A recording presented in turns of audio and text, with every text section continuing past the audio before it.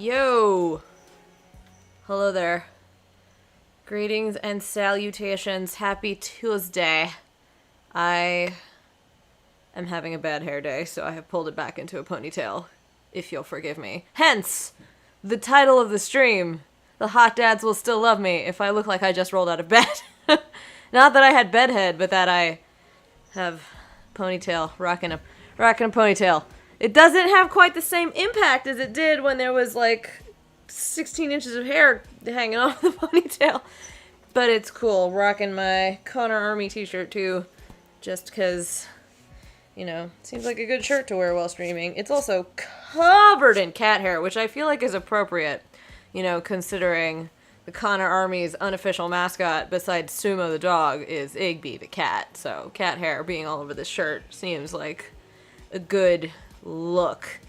Anyway, it looks like I have a new follower between streams, so thank you, Mr. Dorian D. Davis, for the between stream follow. And let's get to it, I guess. Hello. I don't know why I said hello again. Oh, one thing I do want to say. This weekend, so since I hit affiliate, I have been thinking about what to do for my emotes and stuff, and like being cripplingly indecisive like I always am. And I kind of wanted to just like do it this weekend, and then when I actually sat down to do it and think about it and like really plan it out with like actionable stuff, I realized that there's a lot more to it than just emotes, and I want to kind of create a complete sort of theming around all of it, the emotes and the sub tiers and like any perks and all of that, and maybe like think about refreshing the brand of the channel overall so everything is cohesive, which means that it's going to take me a little bit longer than a single weekend to get it all hammered out, but I have an idea that I would like to run with. So, look out for all of that coming, hopefully, sometime in the next few weeks, assuming I have time to devote to it. Hello, Gold Eyes. How are you doing? I had a really busy day, so I'm a little bit frazzled right now. I'm hoping the hot dads will soothe my soul and chill me out a little bit. I hope you had a good day. How was your day, Gold Eyes? Let's continue the game as well. Load the game. Yep, let's do it. My eyes are also not working too good today, so if I'm like kind of squinting a lot, that'd be why.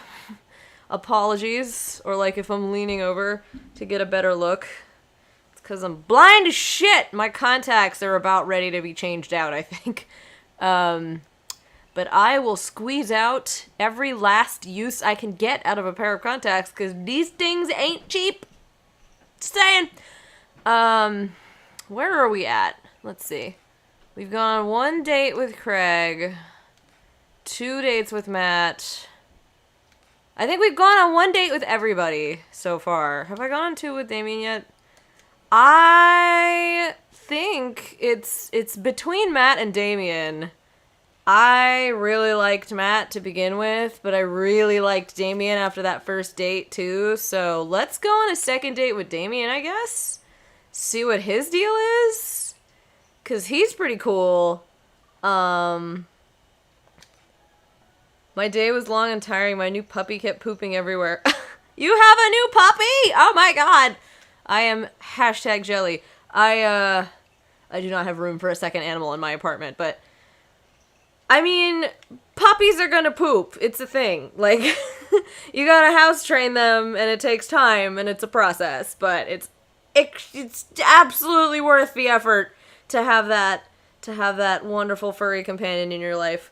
What kind of dog did you adopt? Did you like get from a box on the street that said free puppies, or like tell me the details. I love animals, so I want to hear about everybody's furry friends. Let's talk to Damien. Let's do the thing.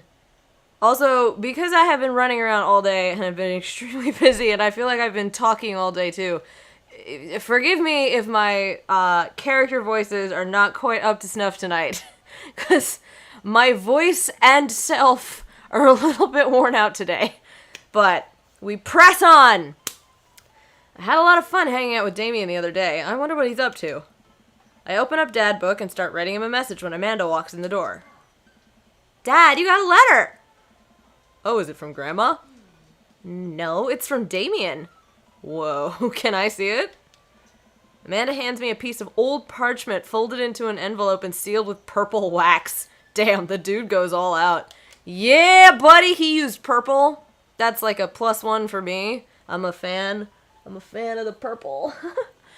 I pry off the seal and unfold the letter. In the most beautiful calligraphy, the letter reads... Dearest Chad, I hope you'll find my continued correspondence endearing rather than trying. One can only hope that my use of the slower, more traditional form of communication will showcase my sincere and earnest sentiment that I greatly enjoyed our time together. Wow! I write this hastily under the warm embrace of excitement, fearful that I may misstep and speak towards something unwelcome. For now, I hope that you might forgive my boldness. I will simply say that your company has greatly occupied my thoughts. Ooh!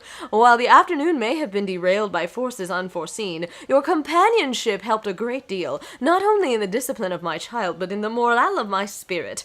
And for that, I thank you. That said, Chad, if you'll allow me, it would mean the world to me if I could enjoy more of your time. Perhaps a trip to the cinema, followed by a moonlit stroll, would be to your taste. Oh my god! Oh my god.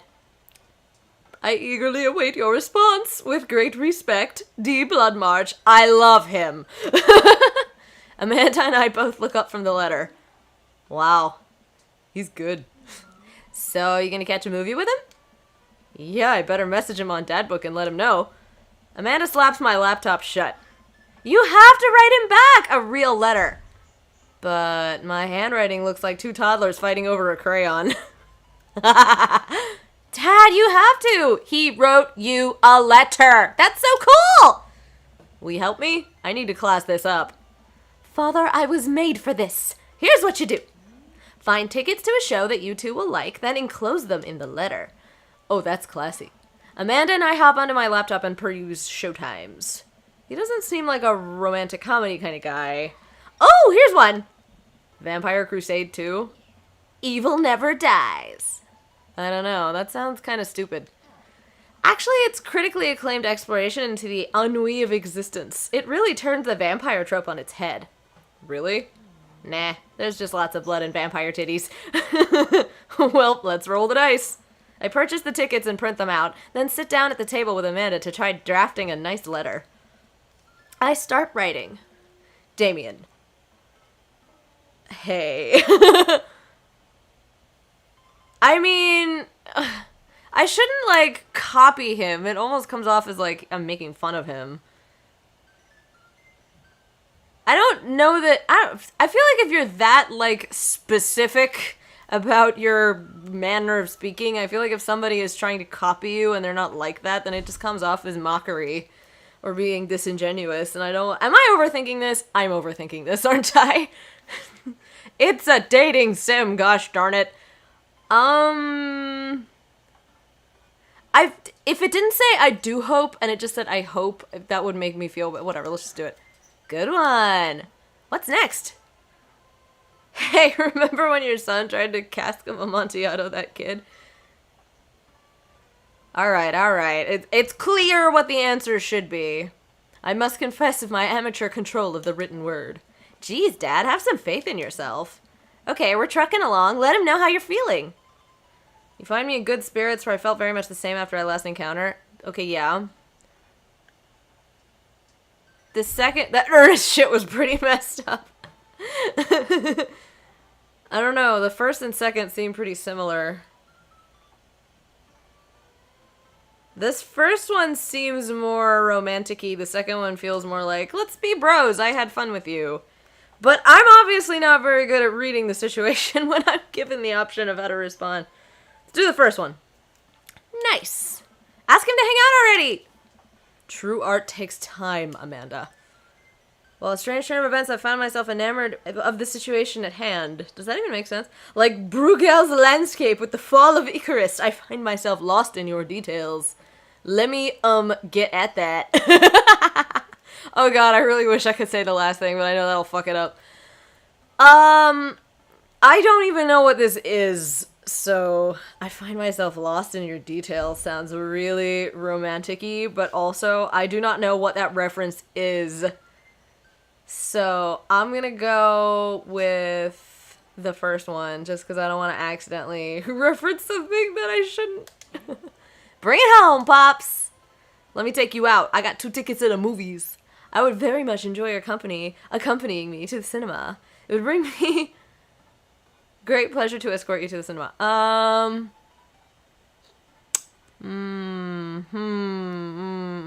Last one. I don't like the repetition feels a little weird in the middle one. Smooth. Calling at the cinema is a classy move. Enclosed you'll find 2 tickets to Vampire Crusade 2 Evil Never Dies, which I'm sure you'll find both titillating and enjoyable. Hard daps. We'll carry on? Namaste is not the right, this is not the right audience for that. Well, I'll do that one because it intrigues me and it's strange. Okay. And then I sign my name, my full name. Fancier that way. Chad Cosmos. Is this okay? Amanda reads over my sloppy handwriting. Oh my god, it's like a first grader. That's funny. I do hope that this letter finds you in good health. I must confess of my amateur control of the written word, as well as my even more amateur penmanship. Your letter found me in good spirits, for I felt very much the same after our last encounter. While a strange turn of events, I found myself enamored of the situation at hand. It would bring me great pleasure to escort you to the cinema. Enclosed you'll find 2 tickets to Vampire Crusade 2 Evil Never Dies, which I'm sure you'll find both titillating and enjoyable. We'll carry on, Chad Cosmos. You spelled his name wrong. Wait, what? Nah, just trying to keep you on your toes. Now all you have to do is seal it and put it in his mailbox. Can I seal it with tape? That's not authentic enough! I have an idea. I'll be right back. Is it gonna involve fire? Yes, it is. Amanda leaves the room and returns with a candle, a lighter, and a small piece of wood. You gotta have a wax seal! She lights the candle, which starts to burn down and form a pool of melted wax. What's that other thing? Amanda pours some of the wax onto the folded letter and expertly presses the small piece of wood into it. She lets it dry for a second and pulls the wood away, revealing... Here it is, your sigil. A little kitten with a bow on its head. Awesome. Scrapbooking stuff always comes in clutch. Well, I guess all there is to do is deliver it to his doorstep now, huh? Oh, I thought we were getting a carrier pigeon to do it. I already called my guy. I have a pigeon guy. Marcus has the good pigeons. Still not sure if kidding. Don't get your pigeons from Anthony. They're no good. I don't want to know if any of this is true. She's committed to the joke. I head outside and walk over to Damien's house. I slip the letter into the slot in his door and go back home. Mission accomplished? Now we play the waiting game. It's a cat! The night finally rolls around where I'm supposed to meet with Damien. The next day, he had left another beautifully crafted letter thanking me for mine and agreeing to the evening. Amanda helps me pick out a nice outfit, and I show up to the theater a little bit early. It's a chilly night and the theater is kind of crowded, but it's still nice. How do you do?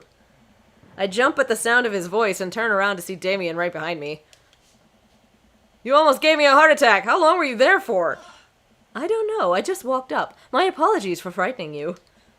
Was that thunder? Is it gonna rain soon? I didn't hear anything. What?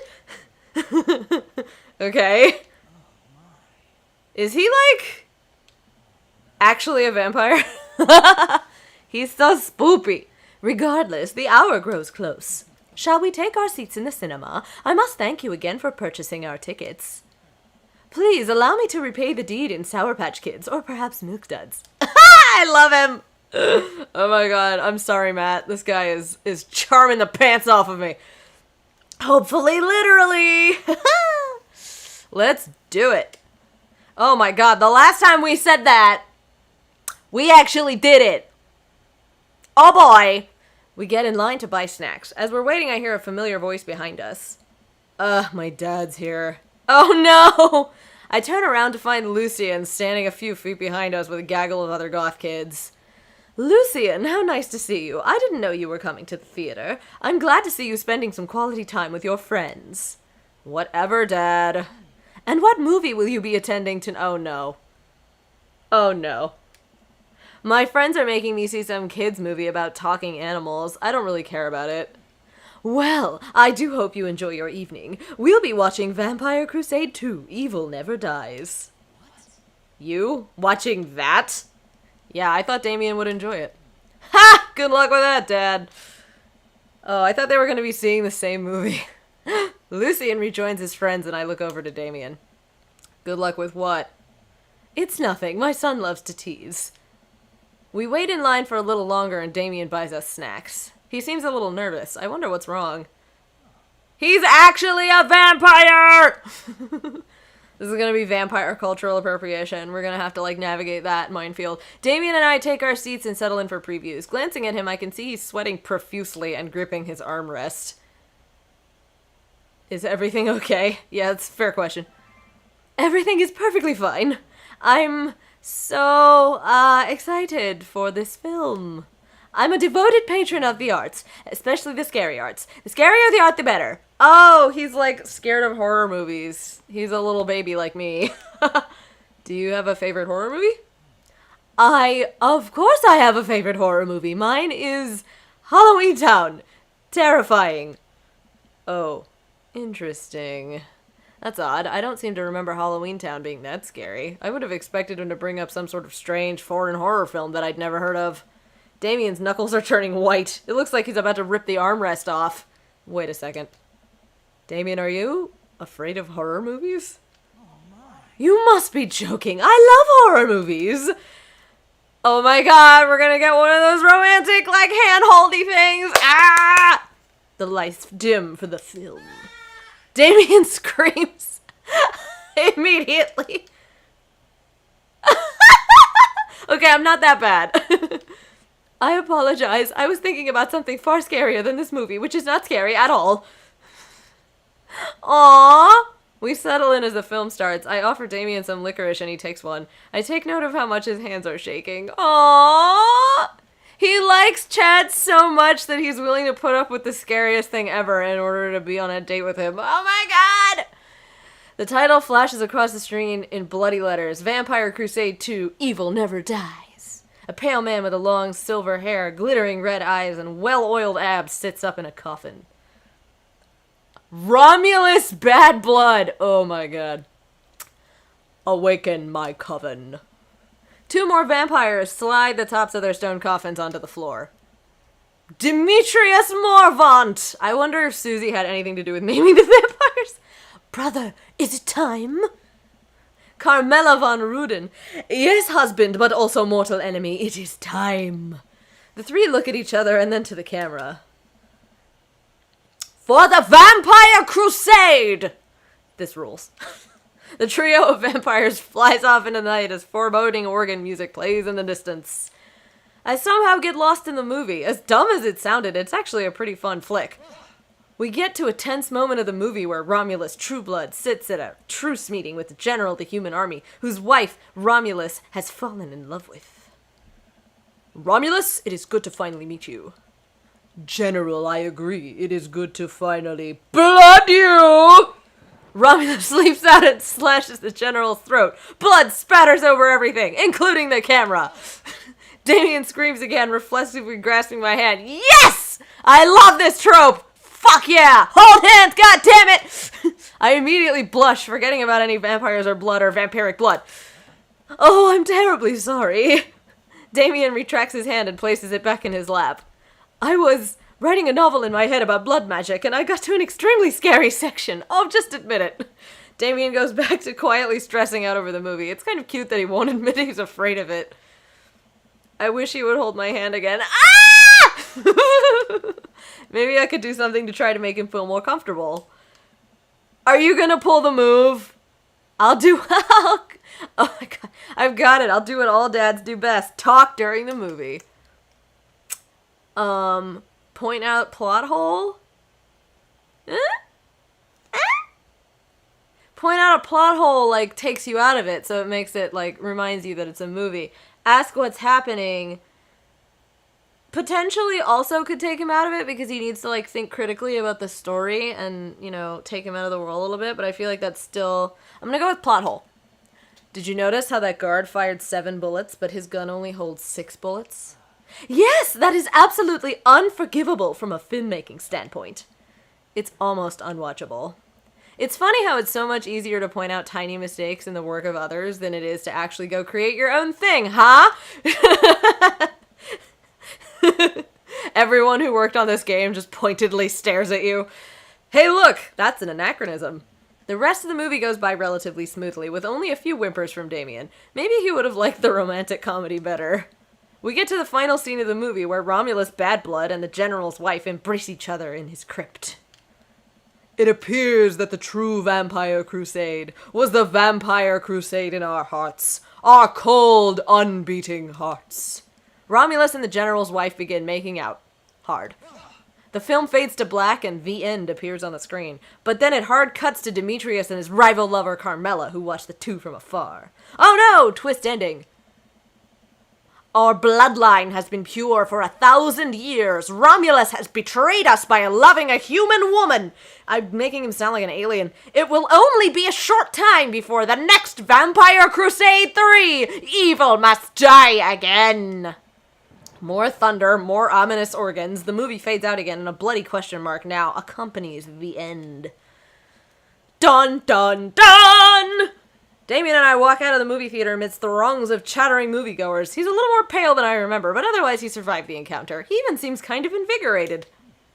What an interesting film.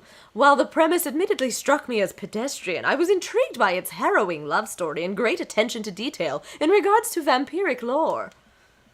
Yeah, it was pretty good. A lot more vampire titties than I thought there would be. Come, the night is young. Let's take a stroll. Oh, we're going on a moonlit stroll with Damien. Damien, I'm sorry. I'm really excited. Damien is making... Okay. Woo! Reel it in, alright. Damien is making a point of not telling me where he's taking me. Ooh! Still, I'm enjoying the walk in the cool night air. Being alone here with Damien is a lot better than being in a crowded theater. Lovely night, isn't it? As lovely as the company, yes.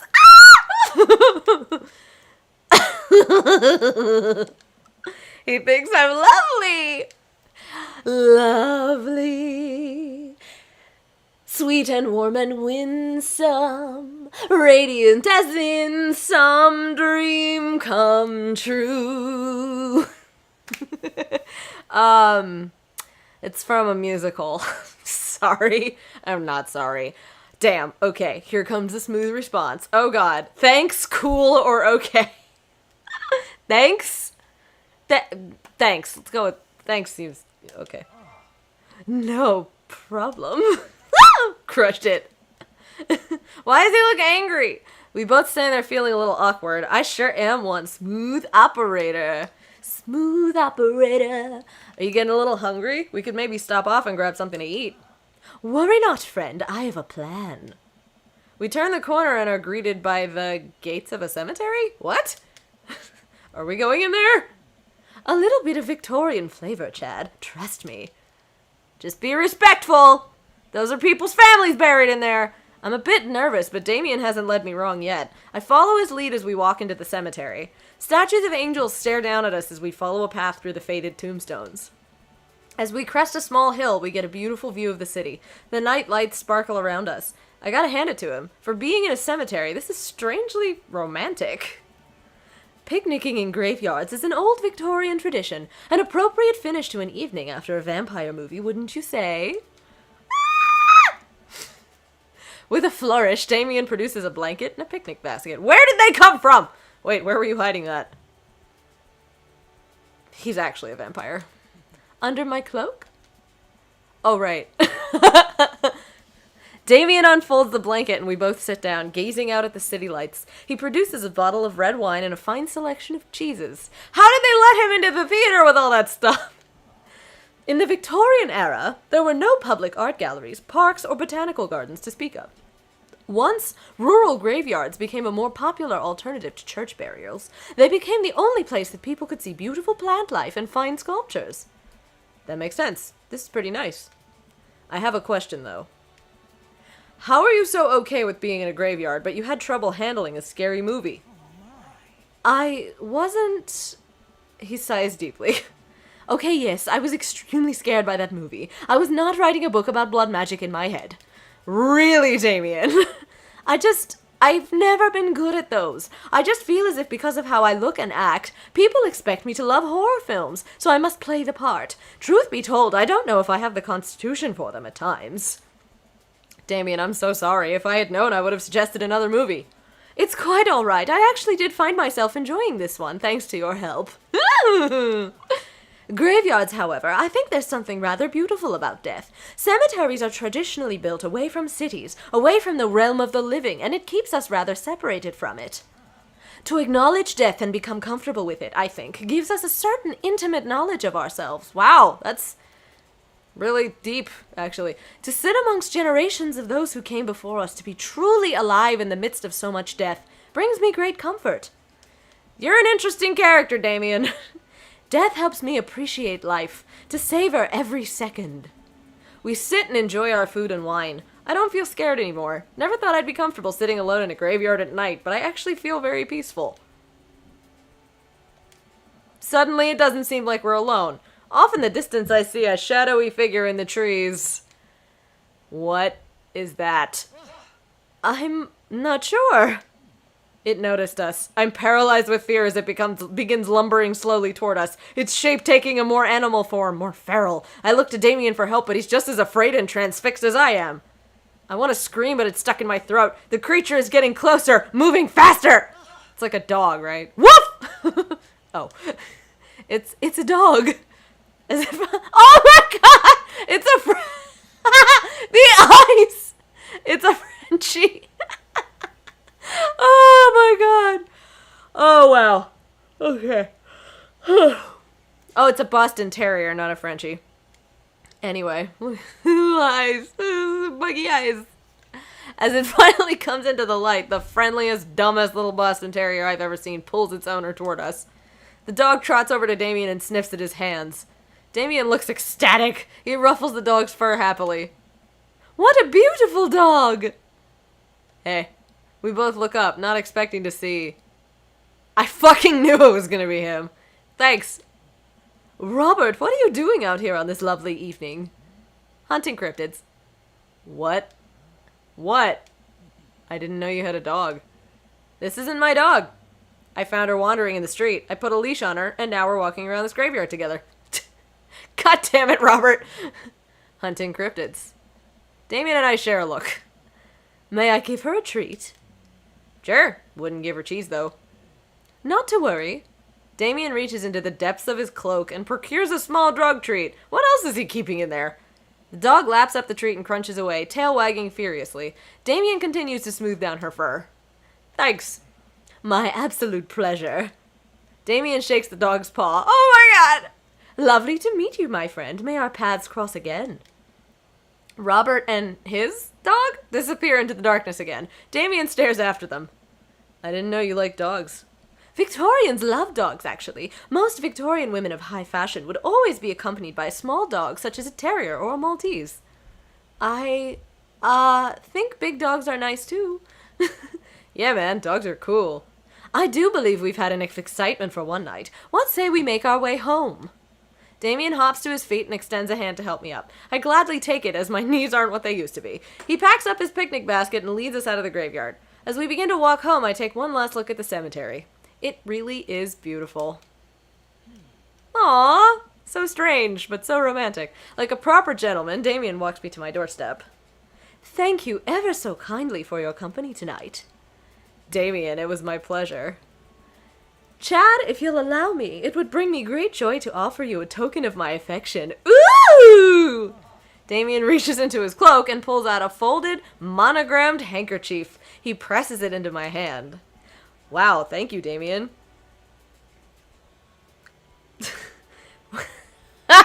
I don't know right answer. I will use this to dry my tears for those. Okay,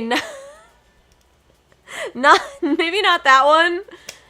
I'm like changing the personality of Chad just to like suit Damien because this is definitely what old Chad from like last week, pre-Damien date would have said, but I don't know if I want to fuck this up, so I'm gonna wave this at passing ships.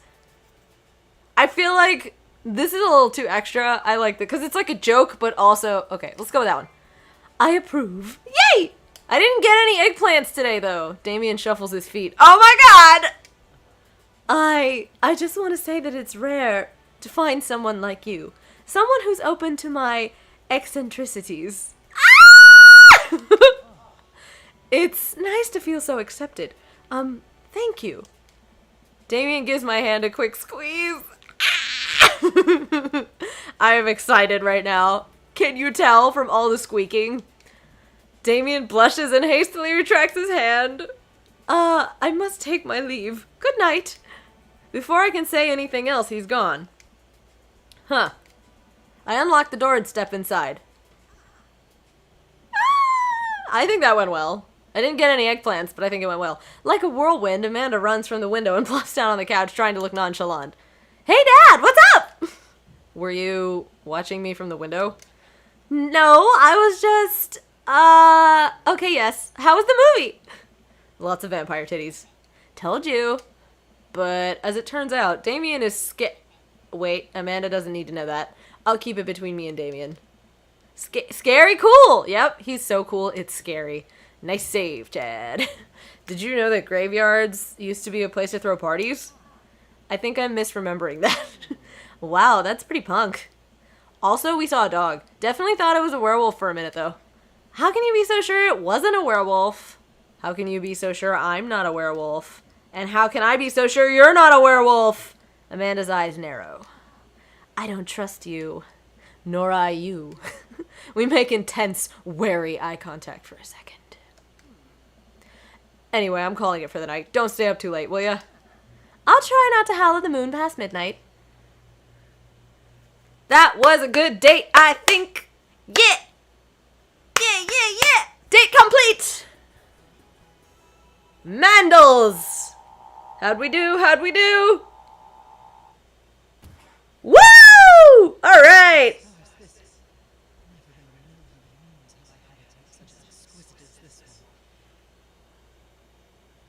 Wow. He said something about an exquisite date, so I'm gonna take that as a good sign. I can't really hear what they say. His voice is even higher pitched than the one I gave him.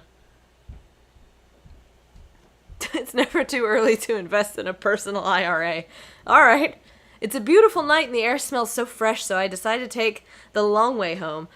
Where are we? He walked me home. I'm confused. I casually strolled through the neighborhood, taking in the sights and sounds of a suburban city with a low crime rate and wide, walkable sidewalks at night. What are we coming home from? As I approach the bar, I can hear patrons inside cheering. Oh, I bet the game is on. I wonder if my team is playing tonight. A drop of water hits my head, and now it's lots of drops of water. It's pouring rain. Maybe I should wait this out inside.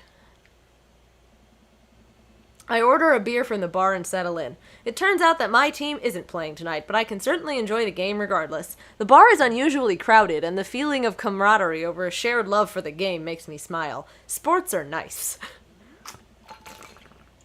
Oh good, it's her. I look over into the corner and spot none other than Mary, sitting alone in a corner, nursing a cocktail. Something about her seems different this time. Now that she's by herself and not hanging off some younger guy, she looks so sad. She looks up and half-heartedly raises her glass to me before staring off into the middle distance. Should I say hello? Maybe she's sad and needs a friend right now. But also she's awful. But I guess it's more interesting if we say hello to her, right? So let's say hi. I decide to go say hello. I walk over to her booth. She doesn't look up. This seat taken? She still doesn't look up. I take a seat anyways, and she finally notices me. Hey, cowboy. What are we getting ourselves into? You alright? Never better. She hiccups. Guess she's a little far gone. Tears start welling up in her eyes. Oh boy. Oh. Will you walk a gal home? Walk her home? Well, we know each other, so it's fine. If she was a stranger, then call a cab. Because, you don't want to make anybody uncomfortable. Okay. I slide out of the booth. Seems like Mary's having some trouble getting up. I reach out a hand to help her, but she waves me away. I got it. She clearly does not got it. You know what? Hang out here for a second. I walk over to the bartender and pay Mary's tab. Hey, I don't know if you remember me, but I live in Mary's cul-de-sac, and I'm just making sure she gets home safe tonight. I know you. Yeah, it's nothing weird, just... She usually has one of the bar staff walk her home, but I trust you. She doesn't, go home with... I don't really want to say it. One of the guys she meets... Nah. Ain't her thing. Okay. Huh. I head back to the booth. Mary stumbles out of the seat and directly into my arms. So, she is not unfaithful, as she would lead you to believe. It's still raining a little bit. I take off my coat and hold it over Mary's head. Such a gentleman. Let's get you home. Mary and I walk in silence up the street towards the cul-de-sac. I have no idea what to say to her for fear she might hit on me. Or not. What did the bartender mean by ain't her thing? Sorry you have to see me like this. I'm usually not. I know Joseph doesn't like it when I just... Sorry. I don't know how to sound like a drunk person, because I don't drink. Sorry. It's alright. I'm sorry if I'm ever mean to you. It's alright. No, it's not. I know it's not. I'm having a really... Forget it.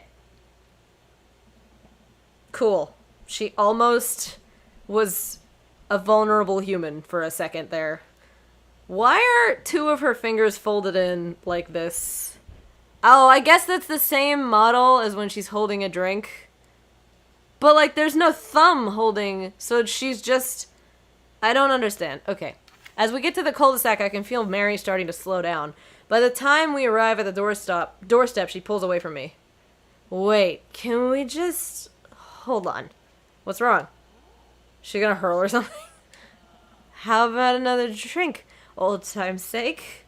Come on, Mary, it's bedtime. Mary looks me up and down, giving me a half smile. You're right. She pulls me in close for a hug, holding on to me for a little longer than feels appropriate. She mumbles into my chest. You're a good kid. Thanks for the company.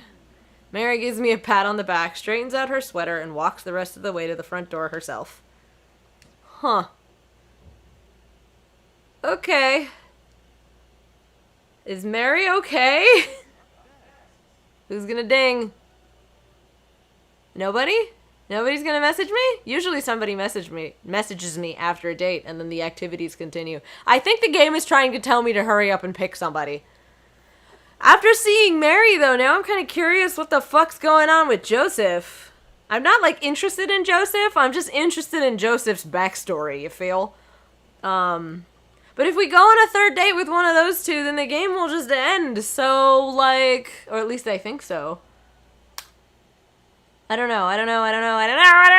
I'm curious about Robert. And I'm also, Craig is my bro. And these three kind of... about. So we're almost 50-50.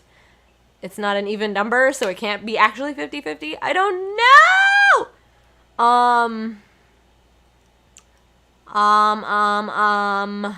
I mean, the first date with Robert wasn't even a date with Robert, because he never answered.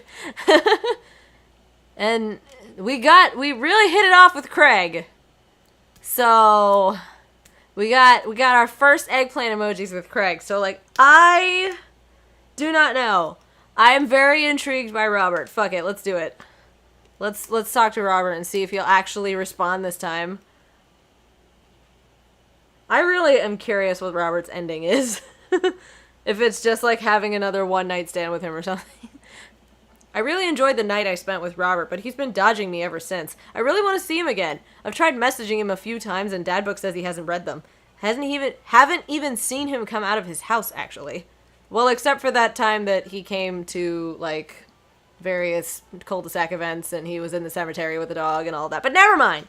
I decided to send him one last message, figuring that this will produce the same result.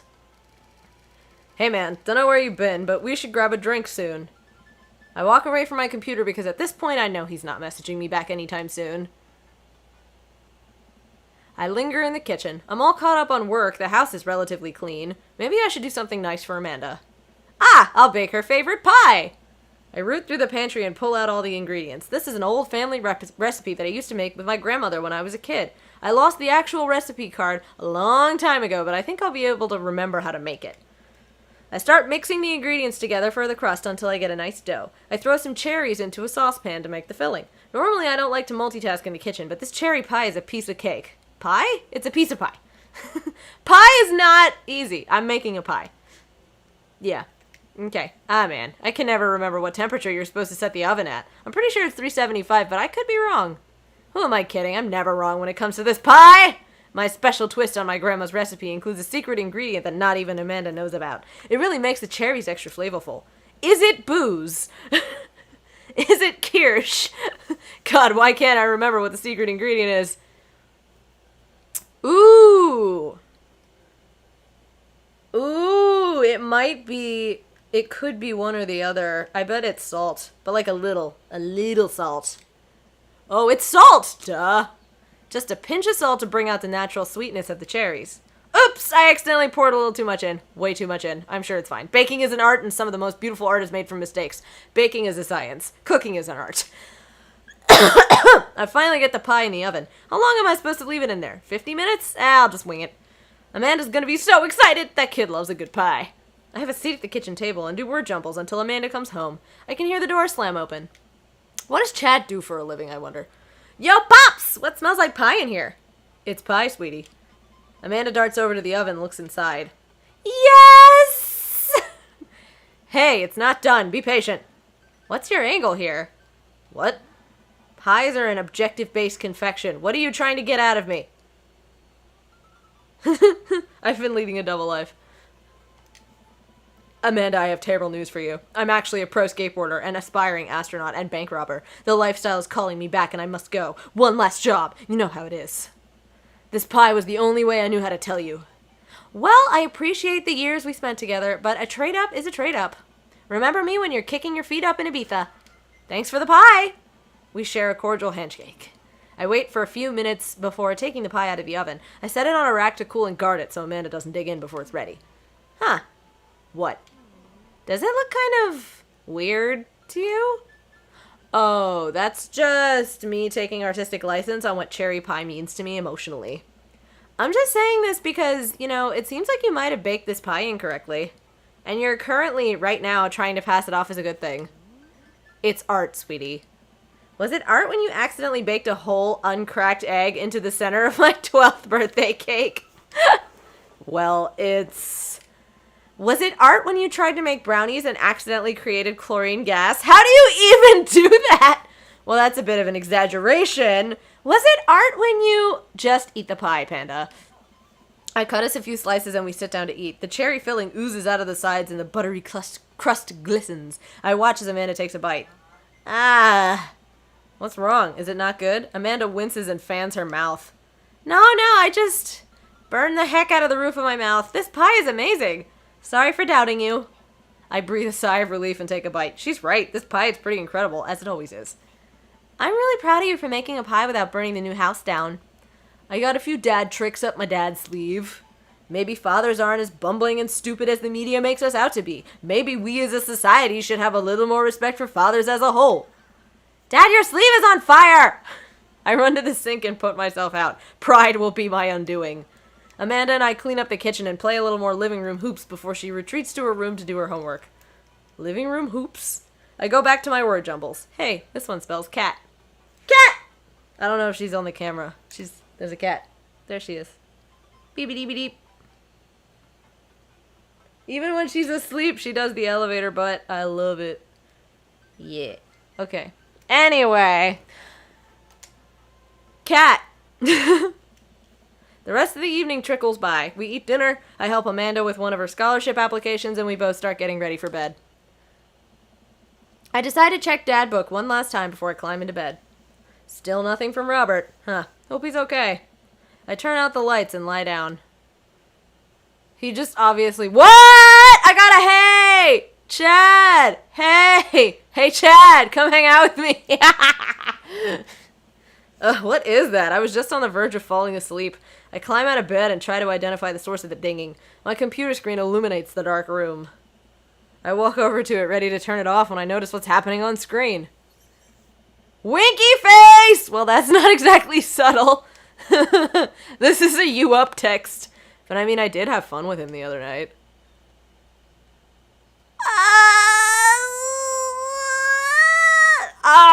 Oh my god. Okay. Will boinking Robert again hurt my chances with the other ones that I'm romancing currently? I'm not actually officially, like, going steady with any of them. We're just getting to know people, right? So it's okay, right? Robert doesn't seem like the type who would get upset if I start going steady with somebody else. Oh my god! I did this to myself. Alright, let's do it! I'll be right over. You gonna kick me out this time? Maybe. Hurry up. God damn it! I reluctantly throw on a jacket and head outside. When I get to Robert's place, the door is already unlocked. That's a lot of booze bottles. As much as I feel like hooking up with Robert again is maybe not the best idea, that's a problem for tomorrow, Chad. Hey. Hey. What am I doing? So, how are things? Robert stares at me. I know you're not here for small talk. I shrug. Yeah, you got me. Robert closes the gap between us and whispers a series of increasingly filthy things in my ear as he backs me into his room. I'm starting to think maybe this was a good idea after all. Oh my god, why did I do that? I don't know what I was expecting. And that's it. Hey. Robert nudges me awake. Oh, hey. Are you kicking me out? Kicking is a strong word. It's more like a gentle, friendly push.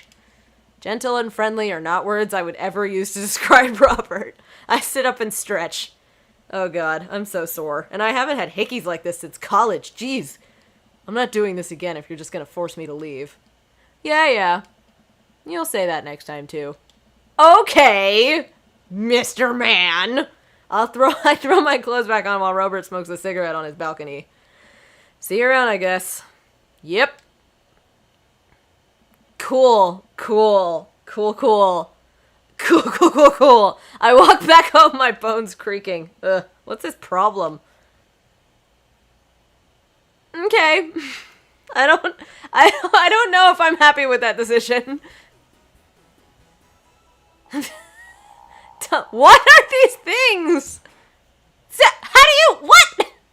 Okay. I don't understand. I don't understand. Is somebody gonna ding? No? Okay. That was quick and dirty. Very, very much quick and dirty. I feel like I need Craig to make me feel better. Okay, let's do it. Should I go on 2 dates with everybody? Just to, like, really play as much of the game as possible before committing? Maybe. You know? You never know. I might go on a second date with, like, Brian and be like, yeah, I want that one. But I doubt it. But, I mean, it could happen. Oh, my God. My eyeballs don't want to cooperate today. Ugh. Okay. That was really attractive, what I just did. Because I'm wearing makeup today, I don't want to, like, rub my eyes. Also, I have contacts in, so, like, the best thing that I can do is to, like, this is how I, it's like patting your weave. You don't want to scratch when you've got extensions in, so you do this. Or like if you just put lotion on or something, or your skin's irritated, you don't want to scratch your skin, so you slap it. You can't slap your fucking eyeballs, so like stretching them out is how I sort of rub them when I can't rub them. And I know out of context this looks terrible, but I swear to you, I'm just trying to unirritate-ify my eyeballs. Please forgive. Okay. I really want to get some good quality time in with Craig. The last time we hung out, he was so busy with the kids and fending off flirty moms that I feel like we barely talked. Ever since the first time we hung out, I've been trying to get up a little early for runs. I don't think I'm going to be as embarrassing as last time. Maybe I'll even be able to catch up with him now. I type out a message to him on Dad Book. Dad Book. Hey man, been training on my run game recently. Ready for a round 2? Craig responds almost immediately. Dude, of course! Emojis! I don't know why he didn't just send an emoji rather than type it out. Another message pops into my inbox from Craig. Let's meet up early tomorrow morning for my favorite morning activity. Brunch! I type back. Brunch? What's that? You run, and then you get brunch. Oh, right. I like that. There's a reward at the end of it. Craig and I agree to a time to meet in the morning, and I have a chance to spend the evening hanging out with Amanda. So, we doing pizza tonight? Again? Can't we do like a salad night? Dad, are you on a health kick? Not yet. I've formed the committee to examine the possibility of being on a health kick. They haven't returned with their findings. Dad, if you go on a health kick, then I have to go on a health kick by virtue of being under the same roof as you. I don't know if I have the constitution for that. Don't worry about it. The committee is still out. The committee isn't back with its findings yet. This is a multi-year assessment on several bureaucratic levels. Well... Amanda picks up the phone and stares at me, unblinking as she dials. Hi, yes, can I get an extra large pizza with chicken, bacon, extra cheese, and tomatoes, and a couple of the garlic sauce cups? Amanda, you going a little north here. Oh, right. Can you maybe throw some leaves on there or something? Yeah, he's going on a health kick. Yeah, Rico, I know. It's tragic. Amanda listens for a second. Hold on, I'll ask. Dad, is oregano a salad? Oregano is not a salad. Can't blame me for trying. Nah, Rico, I'm talking to my dad. We'll just go with the meat lover's fantasy. Sure, say hi to the wife and kids for me. Amanda hangs up. Rico says hey. The food gets delivered and we plop down on the couch to eat some za. Just be careful. Running is a gateway drug. It's a slippery slope, Dad. First you go on a couple light jogs, and before you know it, you're converting the garage into a home gym and renewing your subscription to some sort of weekly kombucha delivery service. Question. Shoot. What's kombucha? Okay, so you aren't too far gone yet. I'm just giving you a hard time, Pops. I'm really happy you're running more and caring about your health. I want to keep you around for as long as possible. Thanks, kiddo. Speaking of which, I'm running with Craig tomorrow. You gonna be able to keep up with him? Hey. Probably not. We laugh and eat more pizza than is probably healthy in the name of carbo loading. I call it a night early so that I'm ready for tomorrow. That's right, you got a carbo load for exercise, right? When I first started running in the mornings, it was pretty hellish. Now that I'm a few sessions in, it admittedly has become a little bit easier, despite it always ending in me dry heaving over a trash can. Is that what the runner's high is? Just dry heaving? I hate running. I lace up my tennis shoes, throw on a t-shirt from a writer's summit I went to 20 years ago, and head out the door at a moderate jog. Craig is already outside with River strapped to his chest. He's dressed head to toe in color-coordinated running gear. Wow, I look like a total schlub next to this guy. I mean, he's not, but okay. We'll just imagine he is. Hey, bro! Morning, Craig. River gonna be running with us? Best as you can. We're taking it to the limit, aren't we, kiddo? Goo. She's blowing a bubble. I love it. Is it safe to run with a baby strapped to your chest? Wouldn't the impact, not be good for their soft, squishy bodies? Oh, I know what that means. Craig hands her a stuffed toy, which makes her smile ear to ear. Aww! That's Arnold the capybara. Sometimes it's the only thing that will get her to stop crying. Oh, I've been there. Amanda had a stuffed panda that she carried around everywhere. She would have a tantrum if we even tried to wash it. It was gross. So you've been running lately? Every morning for 30 minutes. I'm basically an elite athlete by this point. Well, I'll try and keep up. So where are we headed? I was thinking that we could do a couple laps around the park. Okay, that sounds reasonable. Then we'll do some hill climbs up a slope. Okay, I can probably handle that. And then we'll close it off by doing some wilderness survival hike running to increase our agility. I'm suddenly struck with the overwhelming need to crawl back into bed. That sound okay to you? I usually like to throw some timed murder sprints in there, but I'll go easy on you since you're a beginner. Jesus fuck, is he serious? That sounds like something I am able to physically do. Great, let's get started. Is it gonna be the same running minigame again? Craig and I finally arrive at the park. A few other lone joggers make their way around the perimeter, and River waves enthusiastically at everyone we pass. It's a lot more peaceful in the mornings. Aside from birds chirping and River gurgling away in the stroller, it's pretty quiet. Oh, she's in a stroller. She's not strapped to his chest. This was not immediately clear to me. Alright, good warm-up. That was the warm-up? Let's start the show. But wait. Craig reaches into his bag and tosses me a water bottle. I fumble it, but thankfully don't drop it. You gotta hydrate, bro. I take a long drink from the water bottle and feel reinvigorated. Man, I don't drink enough water. Me either, dude. Hey. I look down and pick up Arnold, River's toy, and hand it back to her. Must have dropped this. Thanks for looking out, bro. You ready? My body is collapsing in on itself. We're not there yet. Yeah, let's do it! We finally finish our however many teenth lap around the park. I'm breathing heavily, but I can't believe I actually didn't lose Craig. He's even breathing heavily too, which makes me feel a little better. I look down at my shirt and notice that I am drenched in sweat. Huh. Almost looks like a frowny face. That's one. What? I'm just kidding. Good hustle out there. I'm really impressed. You're way better than the last time I launched you off a treadmill. Yeah, man, you really pushed me to my limit just now. I can't believe I held on. Sometimes you just need someone there with you to push you to do your absolute best. I'm glad I could be that guy, bro. Who's ready for hill climbs? Blah! There's my little cheerleader. Chad, you ready? Ugh.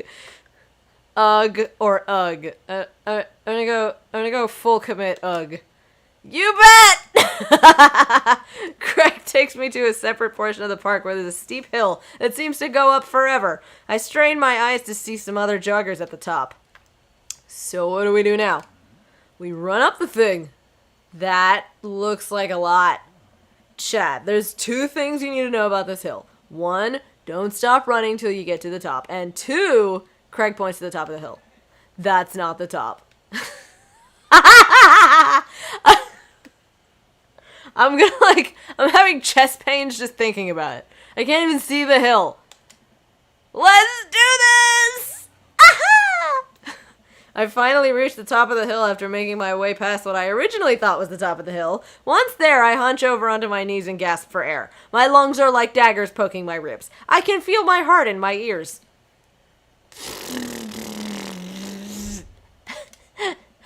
River, I'm having a moment, please. Ooh, boy. Craig looks like he's taken a beating as well. Ha! So he is human. Chad, put your arms on your head and stretch out your elbows. It'll help you breathe better. I do as Craig says. It feels a little better, but I'm still in agony!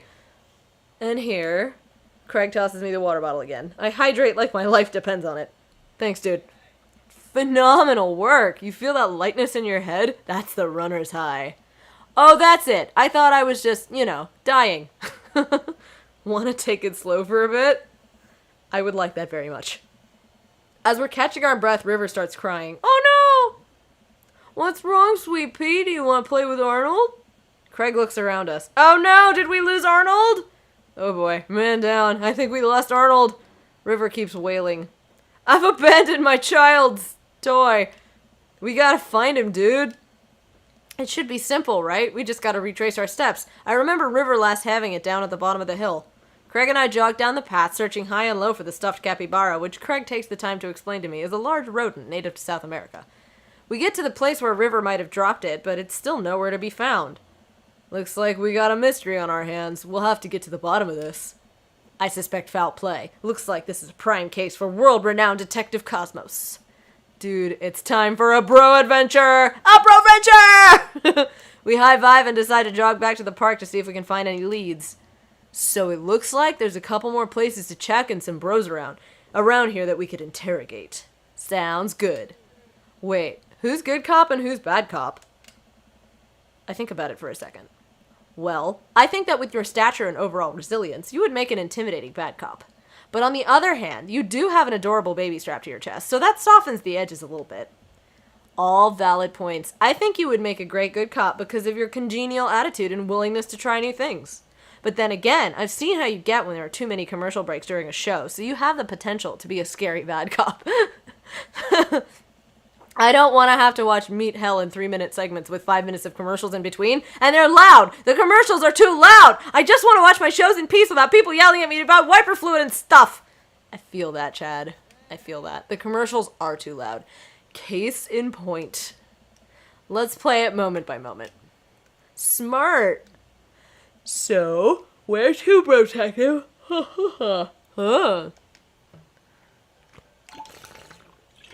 Brosidon, Lord of the Broshin. Where did we start?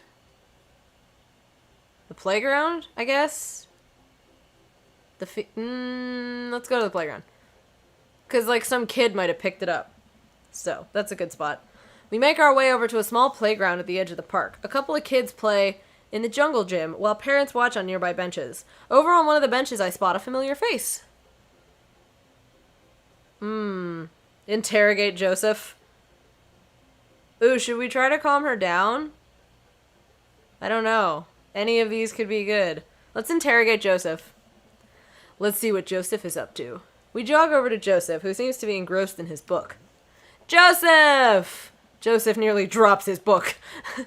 Hey guys, I don't remember what voice I gave him. Didn't think I'd see you two out here. Chad, are you exercising? Sure am. You know me. I just love to run and be healthy. That's kind of my whole thing. What are you reading? Oh, just a book on knots and rope tying. Okay. For boats! Boat ropes! Right. Definitely not any other kind of rope tying exercises one might pursue. Say, you didn't happen to see a stuffed capybara around here. What's a capybara? It's a large rodent that's native to South America. Joseph thinks for a second. Haven't seen one around. I'll tell the kids to keep an eye out. Your kids are here? Joseph looks around. They were here a second ago. Must have gone exploring around the park. Do you know where they could have run off to? They're kids. They get into mischief sometimes, but they always come back. That sounds a little suspect, Joseph. Mischief, you say? Wait, am I being interrogated right now? No, yes. Only if you just... Just doing our due diligence, Joseph. Arnold means a lot to River here. I mean, you're more than welcome to ask Christian and Christy. I imagine they have their ears to the ground on all the latest playground drama. They might be somewhere around the woods. Thanks, Joseph. We'll let you get back to your rope book. Boat ropes! Hey, Elite One! What's up? There was a lot of dialogue. Sorry if I missed you. I don't know when you sent that message. We head back to the playground. Look for clues? Let's try to calm River down. This is a pretty nice playground. Might as well get a couple swings in. What about Arnold? Maybe having a little swing might calm River down. Might buy us some more time. I have had a very stressful day, and I am happy to be playing Dream Daddy and romancing some hot dads, personally. I'm a little bit worn out, but I'm pushing through it, doing all of the zillions of character voices. You're right. She's about to go nuclear. This might prepare her for the possibility of us not being able to find Arnold. Life is cruel and tough, but at least we'll always have swings. Amen, brother. Swings are great. Craig straps River into the baby swing and gives her a gentle push. She giggles. I take a seat on the swing next to her and immediately realize that I'm stuck. River seems to love that. My emotes were approved! Yay! Oh, you got elephants! Oh my gosh, they're so cute! I love it! I didn't even notice. My eyes are, like, not working properly. So, I have to, like, lean forward to actually see the chat. But, yay! I'm so happy for you! I'm still, like, trying to figure out my, like, everything. So I haven't got emotes yet. He has a Bowie lightning bolt. Oh, he does! Oh, look at that! Oh my gosh, that's the cutest. I love it. That's awesome. Yay for you! You have emotes! Ah! I'm hoping I can spend some time this weekend sorting it all out. Figuring out, like, a theme for, like, an overarching... Because I gotta redraw my, like, little icon, because my hair isn't like that anymore. I don't wear glasses anymore, so, like, that needs a refresh, and I need emotes, and I want to basically theme everything out to match, so it's going to be a little bit more work than I thought it would be, but now I at least know kind of what I want to do. So that's the first step, is getting started with a brainstorm and, like, narrowing it down. So I've done that part. That was this weekend's project, and now the next weekend's project is to actually, like, do the thing. Makes sense. It's awesome that you can make your own. I'm so artistically challenged. I, like, haven't drawn in so long, but I just started, like, sketching out some emotes this past weekend, and I feel like I can make something passable, which is good, because I feel like, as a fellow creative, I would be the worst client, because I would, like, just want to control everything. It's hard to be... I feel like it's hard to hire somebody to do something you already know how to do. So I don't want to put anybody else through that. So I'm going to try to do everything myself. It's just going to take me a while.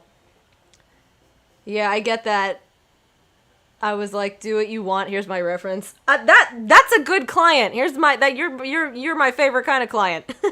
I would not be that kind of client. Like, when I went to get my hair done, that's what I said. I didn't even bring a photo. I was just like, okay, I want short hair, but not so short that I can't put it in a ponytail. Okay, boom, have at it. And, like, you know, it was a good... Trusting the expert is a good thing.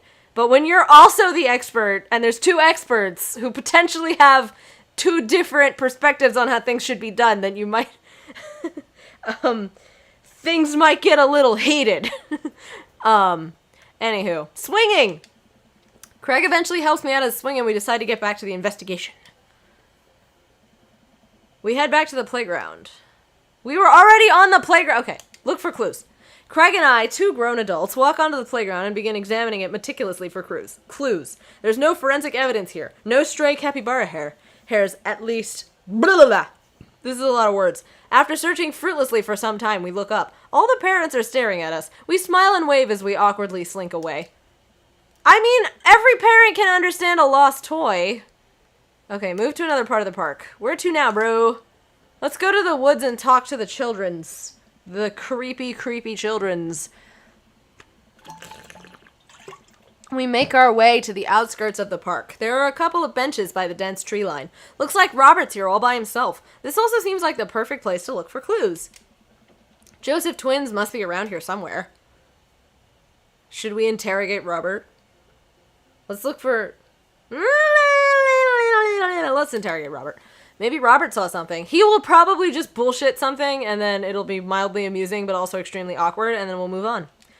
We walk over to Robert's bench. Hey, Rob. Oh, he's Rob now. I see what's happening here. Don't call me that. Okay. Hi, Robert. Don't call me that either. Okay.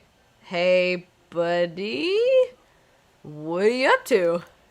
Thinking. This is my thinking bench. I have to get a solid 2 to 3 hours of brooding in per day. Filling quotas. Have you, by any chance, seen a small stuffed capybara around? A capybara is. It's a large rodent native to South America, I know. So, have you seen one? A stuffed one, not a real one. That would be weird.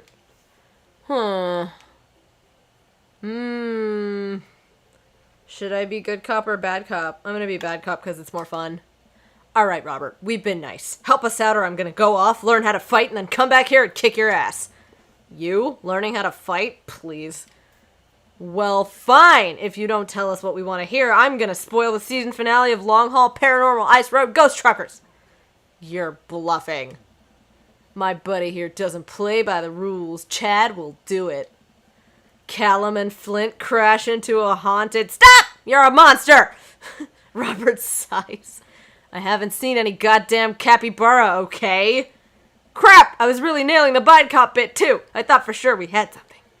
Now what, bro? Joseph said his twins were around here somewhere, but I have no idea how we're supposed to find them. Wait, those creepy kids? Why didn't you tell me they had something to do with this? Huh, maybe I should have left the good cop, bad cop routine to the pros on TV. Yeah, Robert, bro, do you know where they are?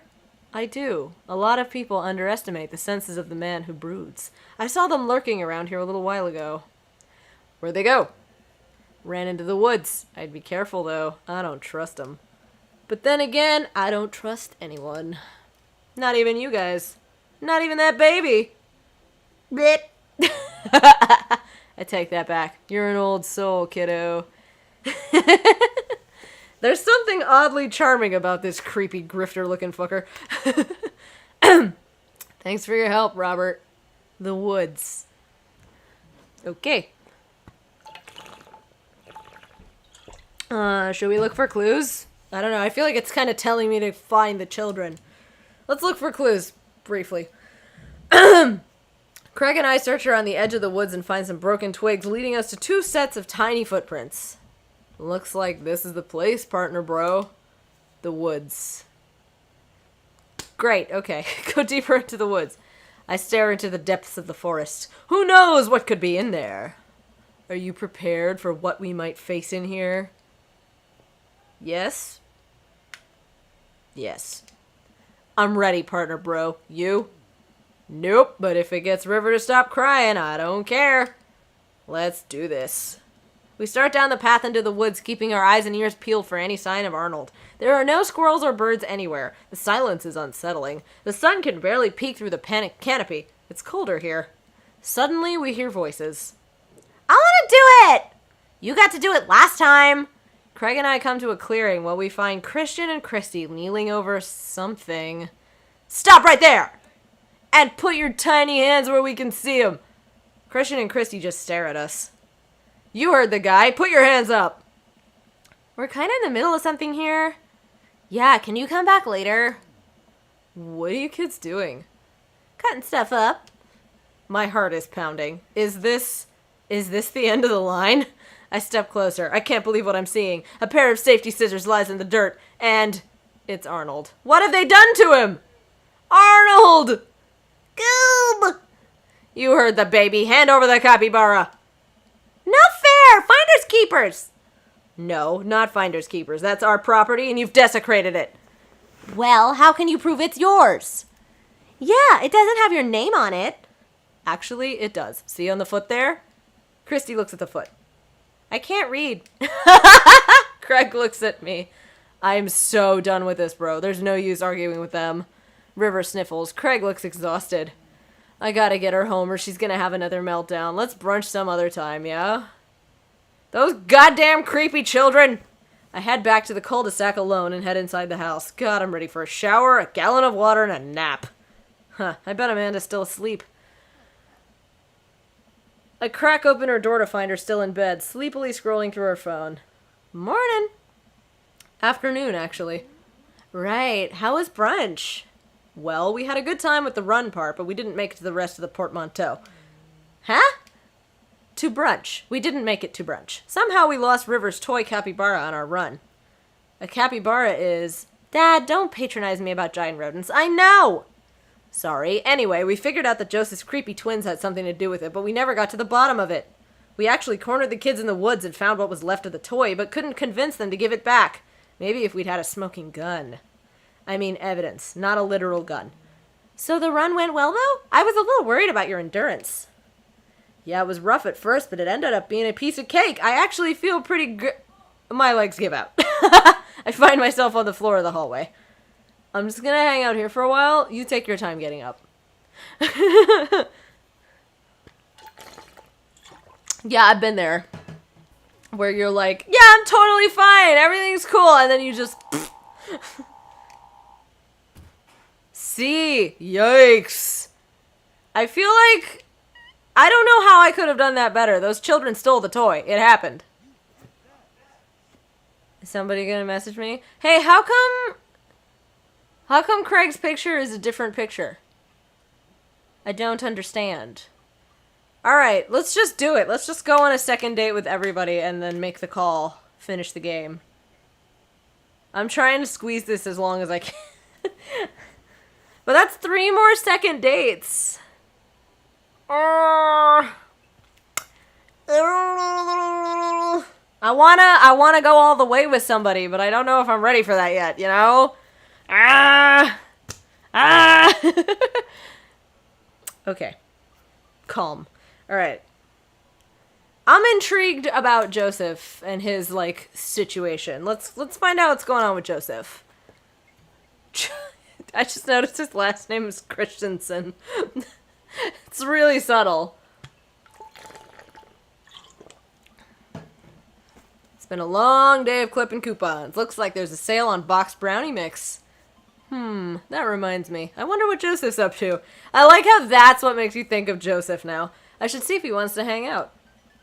Or if he wants to go to the store with me and use these coupons. Looks like he's online. Hey Joseph, wanna hang? It takes a moment for Joseph to respond. Whoa! Long messages.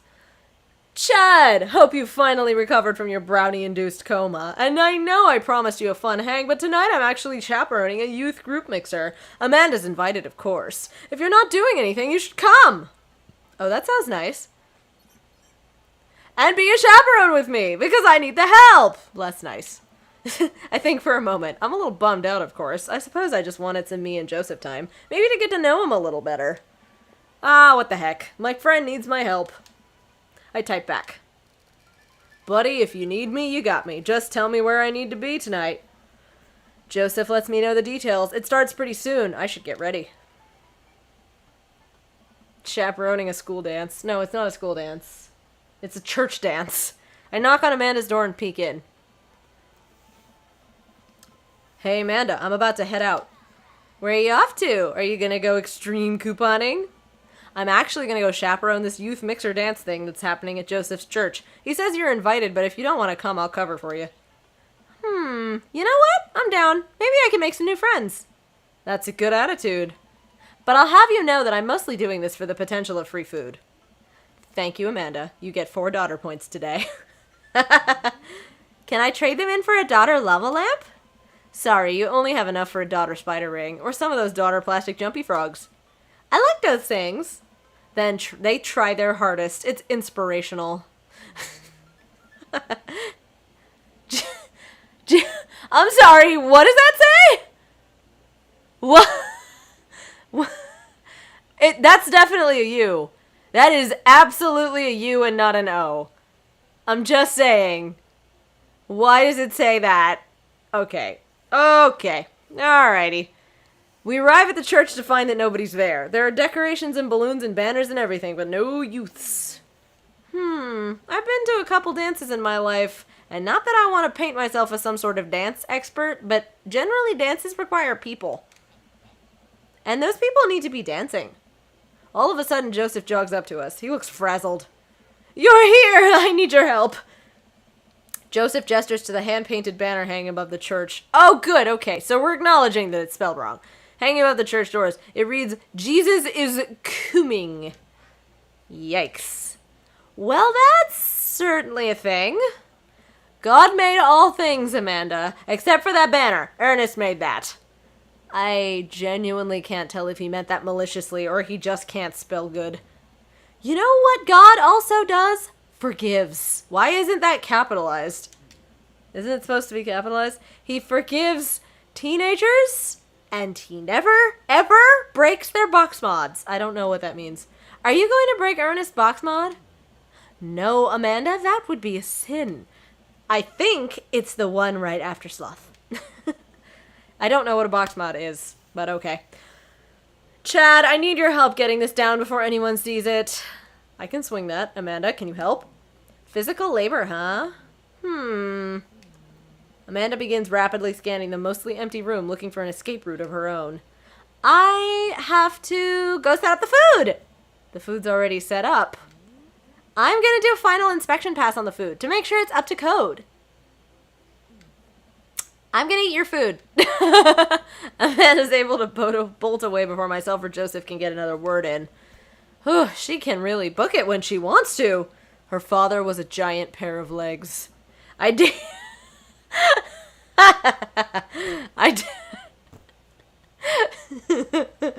When I get tired, I laugh very easily at things. Even more so than usual, so forgive the pauses for cackling. I dated some giant arms once, but it turned out they were alright. You must have been devastated. It was Armageddon. Eh? No, it's... I get it. I'll workshop it. There's a gem in there somewhere.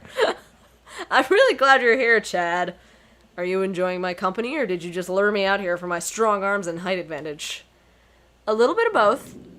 It's always something with you, Joseph. Something handsome and pious? You're not that pious. Debatable. You just alluded to breaking a child's vape pen. Box mod? Box mod means vape pen? I'm so confused. I would have lost the debate.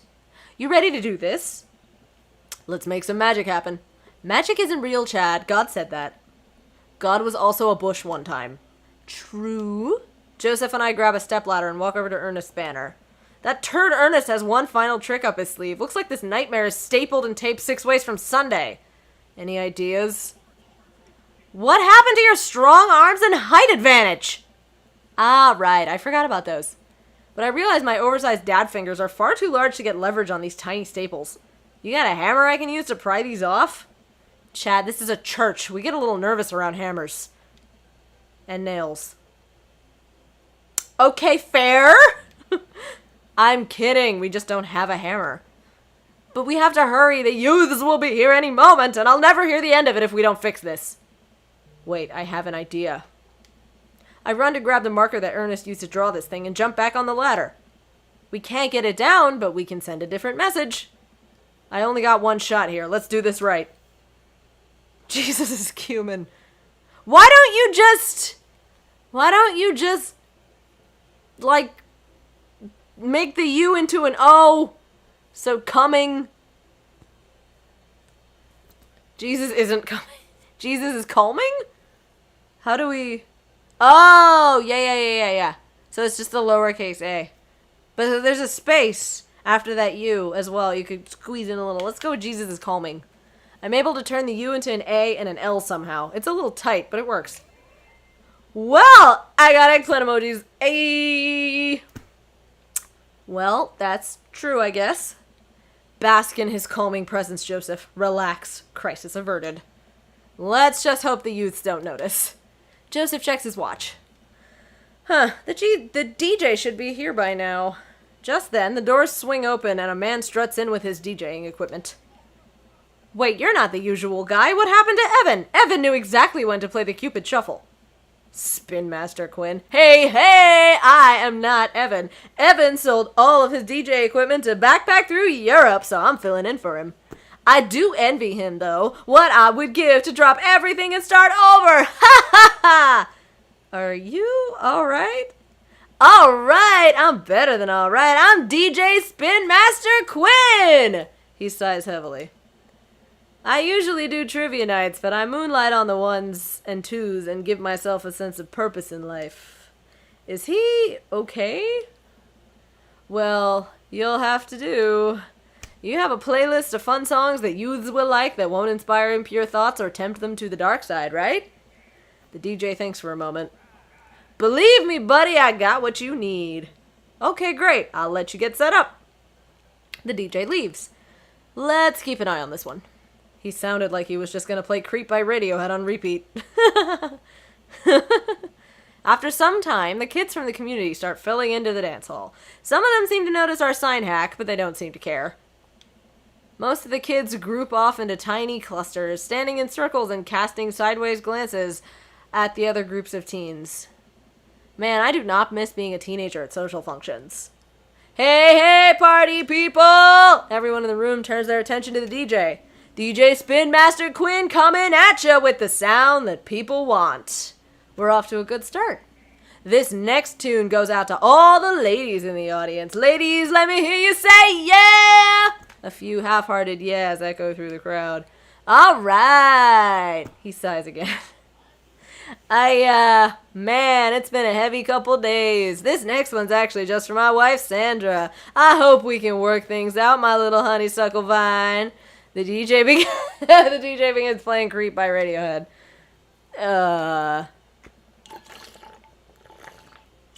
Amanda sidles up to me, pizza in one hand and punch in the other. Creep, huh? Bold choice for a youth group. Let's see where he goes with this. After the song finishes, he plays Creep again. Is the DJ crying? If you watch the kids really closely, you can catch them cringe every time Tom York swears. There they go. Maybe we should do something about this. Joseph runs up to us. He's killing the vibe! They're listening to swears! Sad swears! We have to do something. You guys should try to give him a pep talk. Maybe work him up to Everybody Hurts by R.E.M. or at the very least No Rain by Blind Melon. You want to help us cheer him up? Actually, I just saw my friend, Frederico! Frederico? He's from Latin. Like, Latin class? I didn't know you were taking a Latin class. I'm not. So he's from the country Latin. Yes, it exists. Don't Google it. You can go, Amanda. It's and she's gone. Joseph and I make our way to the DJ booth where Spin Master Quinn is having a quiet cry. Hey, bud. Hey, my dude. A quiet cry, not a quiet yawn, Shabnom. Hey, my dudes. How's the party jamming? It's, not? Oh, I'm sorry, fellas. Just taking a moment to find my groove. Gotta play the sad tunes to properly appreciate the bangers, right? That's not how DJing works. Play the booty bumpers. It's what Jesus would have wanted. This one? Listen, buddy. This is a church function. The songs you're playing they're a bit much, don't you think? It's kind of bringing everybody down. You should put on some top 40 stuff. Lift everyone's spirits. When everyone's dancing and happy, it makes the good Lord happy. Right, Joseph? The good Lord does love a song that slaps. I love it. And he's a minister, so you know he means it. Let Jesus take the wheel here. You want me to play Jesus Take the Wheel? That is the opposite of what I want you to do. Hey, buddy, if it's problems you're having with... Joseph leans in close to me. What was his wife's name again? It was Sandra! I remember! If you're having problems with Sandra, I can help you too. I do counseling. It's my job here, and I'm very good at it. Oh, I don't know. I can tell that you're hurting. Nobody voluntarily listens to that much Radiohead on repeat unless they're really going through some tough times. Trust me, I know. Joseph places his hand on Spin Master Quinn's shoulder, who immediately collapses into Joseph's embrace, crying quietly. There, bud. It's gonna be okay. I'm so sorry. Is that Brian's voice? Brian, like Ninja Brian. I can't really hear it, but it sounds kind of like him. Thank you. I'll put on some dance hall anthems. You're the best, Spin Master Quinn. With yet another crisis averted, Joseph and I return to the dance floor where Amanda's waiting with an ice cream cone. They have ice cream here! Good work, Amanda. How's it looking out there? Well, for a dance. Pardon me. There's not a whole lot of dancing. Looks like people are starting to bail, though. This is a disaster. Don't be so hard on yourself. This ice cream? Top notch. I'm sorry for dragging you into this, Chad. You and Amanda should just go home. I'm not gonna make you stay here for the train wreck. It's not a disaster. We can still fix this. I suddenly realize what we have to do. Amanda, get out of here. I don't think you're gonna want to be here for this, or be seen with me after this. Oh God, you're not gonna... I throw my car keys to Amanda. I'll get a ride back with Joseph. Just Remember me as I am right now, not as what I'm about to become. Amanda nods. Nice knowing you, Pops. She runs out the door. Joseph, I'm gonna turn it up on the dance floor. With luck, we can get these youths into it as well. Are you in or out? Joseph stares at me. He knows what has to be done as much as I do. See you on the other side? See you on the other side. Joseph and I walk out onto the dance floor in the middle of the room. The youths all stare at us, unsure of what we're doing. Time to get our groove on. Is it minigame time? Maybe, possibly. Let's start them off easy and work our way up to the more technical stuff. Start with a lawnmower? What's the lawnmower? Is it this one? Because I thought that was a sprinkler. But I can't think of a... Because a lawnmower is just like... You know, that's not like a... Roll the dice? Let's do roll the dice. I pull out the classic handshake and dice throw to the music. I'm a little offbeat, which is to be expected of any dad, but I think this is a nice baseline to work from. Joseph follows along, bopping his head to the beat.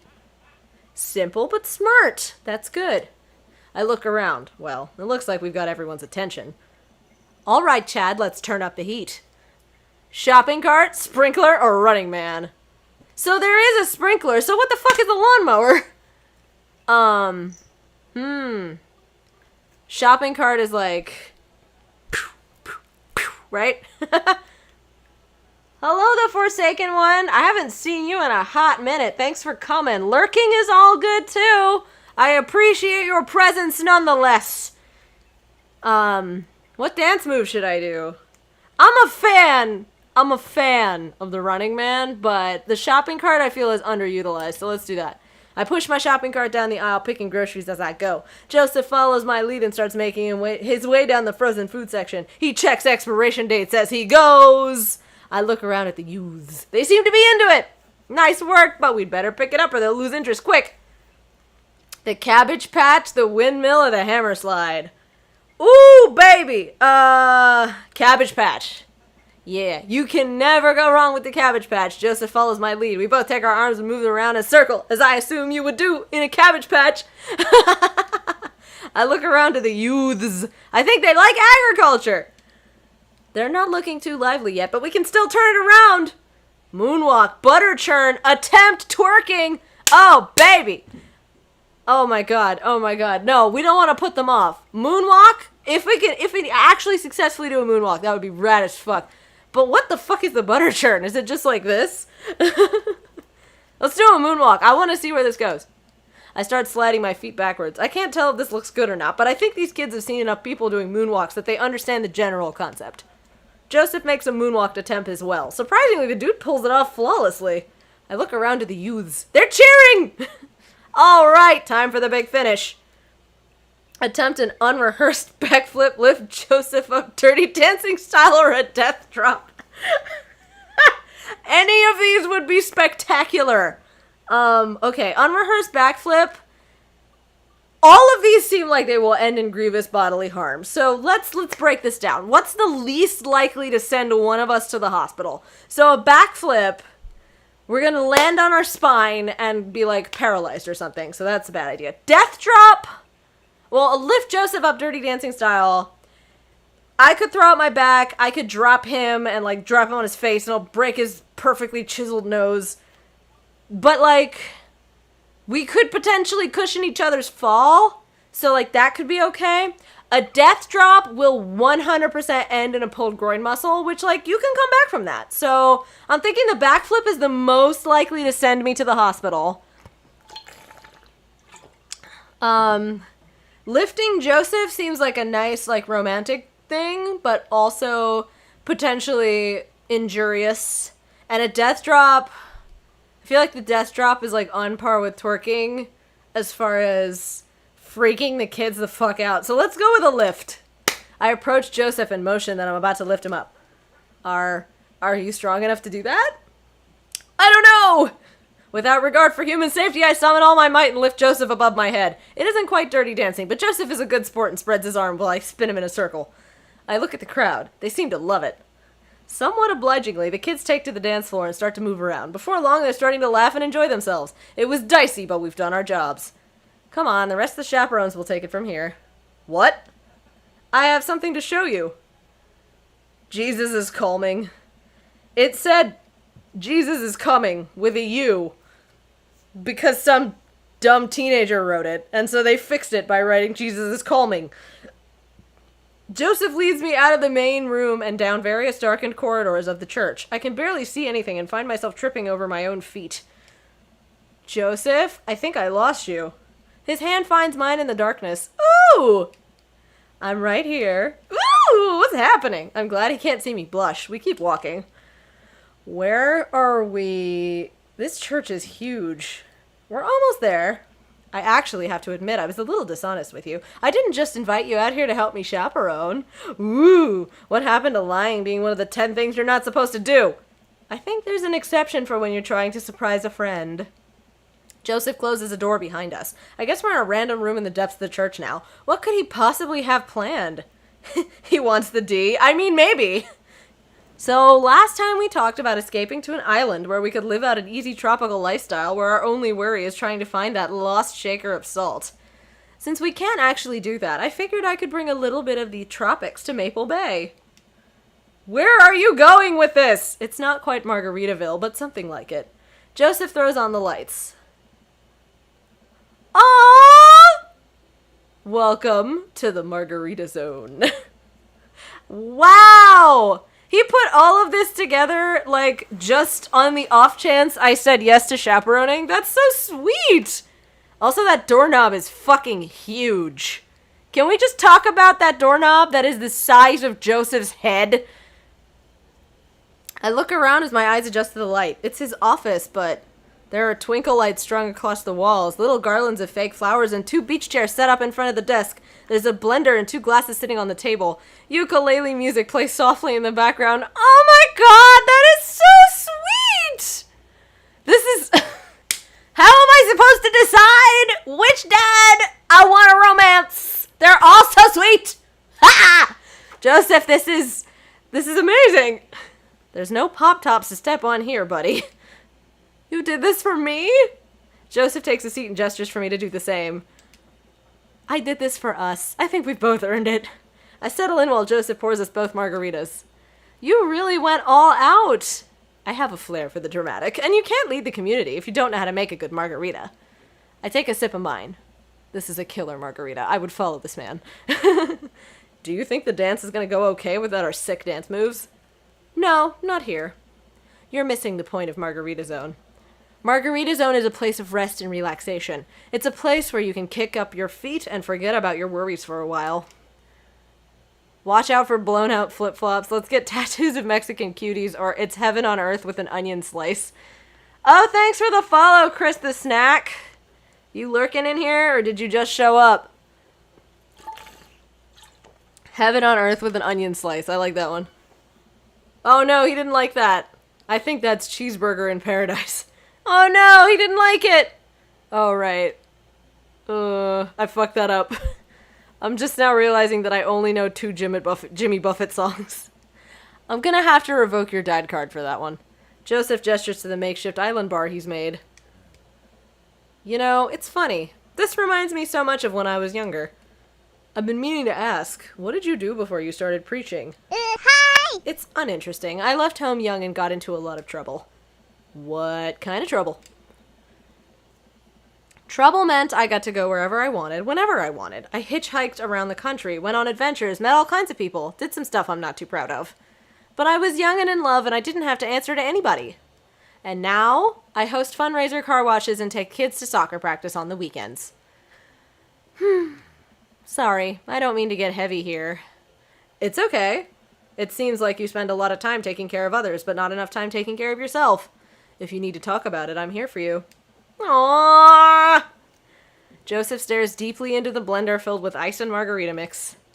It's just, I think about Margaritaville a lot. Or I guess the concept of it. A place where I could strum on my 6-string while I wait for the shrimp to boil, drink margaritas all the time, forget my worries. It's an easy life. I had Margaritaville once. But I think the closest I'm ever going to get back to it is Margarita Zone. A short and occasional reprieve from daily life. Is that such a bad thing? This is pretty nice. It doesn't last forever. That's the rub. When you're in Margarita Zone, it's not like your problems have really gone away. You're just choosing to ignore them. Maybe you're looking at it the wrong way. Maybe Margarita Zone is actually better than Margaritaville because Margaritaville itself is an impossible ideal. Remember what Spin Master Quinn said? Sometimes you have to play the sad tunes to appreciate the bangers. If stepping on a pop top is your biggest concern, how could you possibly appreciate the boiling shrimp? That's a nice way to look at it, I guess. Huh. And Margarita Zone isn't landlocked to this office. I think it's about finding a little pieces of Margarita Zone throughout your day and taking joy in those moments. That's awfully optimistic of you. It doesn't have to be anything big. For me, I think it's being able to quietly do word jumbles and drink some strong coffee in the morning. To see my daughter smile. Or, I smile at Joseph. To spend some quality time with a good friend. Ah! Yeah? Yeah. I can feel myself leaning closer to Joseph. Is it just me, or is he leaning closer too? Joseph tenses up. He downs the rest of his margarita and hops out of his chair. It's getting late. We should head back. Sure. Joseph and I make sure the dance wraps up without incident before he takes me back to the cul-de-sac. I hop out of Joseph's car before he pulls down into his own driveway. Thanks again for the help. Thanks again for Margarita Zone. Maybe we'll go back there one day. If we do, it'll be my own damn fault. Joseph chuckles and drives away. Aw, that was kind of sweet. I mean, he's married and stuff, but you know. Details. I walk into the living room and find Amanda curled up under a blanket and groaning on the couch. Hey, Panda, you feeling okay? Dad, I have a tummy ache. Eat too much youth group food? I drank too deeply from the well of life and now I pay the price. And by well of life, I mean that big lukewarm punch bowl of seltzer juice and sherbet. Amanda slides to the floor with an elongated groan. Need anything, kiddo? A time machine that goes back to approximately 2 hours in the past that I can warn myself of the folly of excess. I'll pour you a big glass of water. Love you, Pops. How'd the dance go? Oh, I crushed it. Got the kids on the dance floor at the expense of my dignity. A fair trade.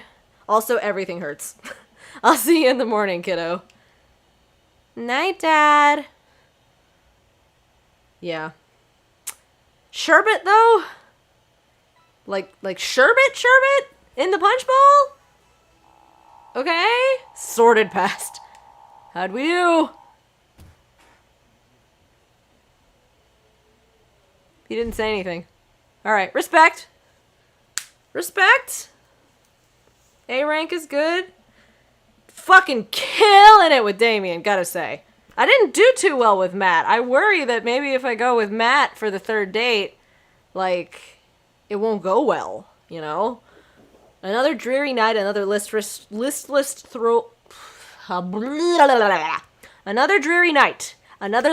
stroll through Maple Bay. Woo! I have been bonding with the community at Jim and Kim's lately, so my strolls have been leading me here more and more often. Peter, the man from the bank, Keith from down the street, Evelyn, who I saw at the deli that one time, and Guy, whose name I think is Carl, are basically members of my family at this point. In fact, I heard Neil, the surly bartender, mention that tonight is Keith from down the street's birthday and that he'd have to get that little baby a little cake for his special little day. What the fuck? I think he was probably just being a dick, but I head into the bar anyway. The mere possibility of cake is strong enough to lure me in. Jesus Christ, I cannot speak. Blah! I step in time. Step in time. Step in time. Step in time. All right. Okay. What is it? Never need a reason. Never need a rhyme. Kick your knees up. Step in time. Yeah. The cat is like, what the fuck are you doing? We're doing good. We're doing good. Killing it. Killing the game, y'all. Oh no! Ah, words! I step inside. Okay, stuff is happening. Neil was doing something. I sit down and order a beer. Yes. It didn't capitalize the word beer this time. As I sit down at the bar, I notice Mary from next door sitting in the corner of the room drinking alone again. She must be having a rough day. She seems so weary and so sad. She's been doing this more and more often lately. A pang of guilt shoots through me. Does she know? Is this because of me? Am I a homewrecker? Gotta say hi, I guess. I decide to go say hello. I walk over to her booth. She doesn't look up. Again? Are we doing this again? She still doesn't look up. I take a seat anyways, and she finally notices me. You. Okay, this was maybe not the best idea. Hey? Did he steal her husband? I mean, no! Nothing happened! We just hung out in a basement drinking margaritas. No D was had, okay? No D was exchanged here. We didn't even kiss or anything. We just sort of leaned gently towards each other and then pulled away before anything happened. Having fun with your new best friend, Joseph? He's a great... I'm so glad. I'm happy for you, too. Mary, I'd never accuse you of anything uncouth, Chad. You're just having an innocent, very platonic time with my husband. A supportive friendship. You're a good friend, aren't you? Sure. That's funny. Joseph usually likes his friends to at least have a spine. Hey, not everyone likes to yell at their spouse's friends for no reason. That shirt says otherwise. Wait, you mean the cat shirt? What does the cat shirt say to you, Chris the Snack? So you're an expert on my marriage now? It doesn't take an expert to see you two are miserable. I'm not trying to be an expert on your marriage. I'm just gonna apologize. Okay. I can tell that you're having a rough time, and I just want you to know that it doesn't have to be like this. I don't want any hard feelings between us, Mary. Mary pauses. It's all messed up. I'm sorry. I'm sorry for us both. Mary pays her tab and strides right out of Jim and Kim's without looking back. Okay, ominous. Are we not allowed to be friends, though? Because, like, we ain't done nothing yet. Oh, boy, oh, boy, oh, boy. I'm not trying to be a homewrecker, my dude. Okie dokie. Well, we might as well go on a second date with the other two and just see where this goes. Hugo? Let's talk. Smart man in a bow tie. All right. What could go wrong? Call someone if you're thinking about them. They probably want to hear from you. That's nice. Except the calling part. I'd rather just send a text. Because I don't like talking to people on the phone. Water. Good. Water. Hydrating. Woo! I am tired. I should take Hugo up on his offer to hang out. I had a lot of fun with him at the aquarium. I type out a message to him on Dadbook. Hey, still want a cheese board? Hugo responds within a few minutes.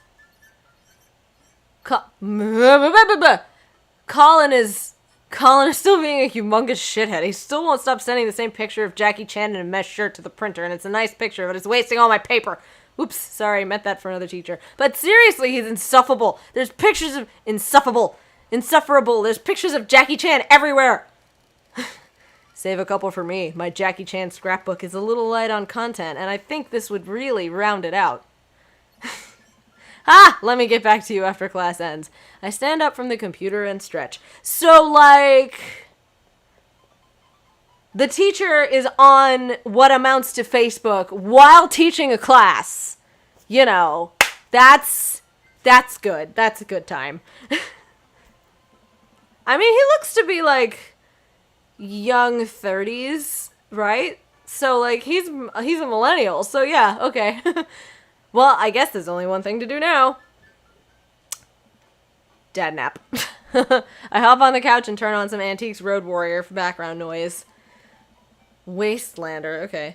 I got this ornate cabinet from a yard sale for $5 in 1982. To be told that it once belonged to a Confederate general is a huge surprise. This will feed my tribe for weeks.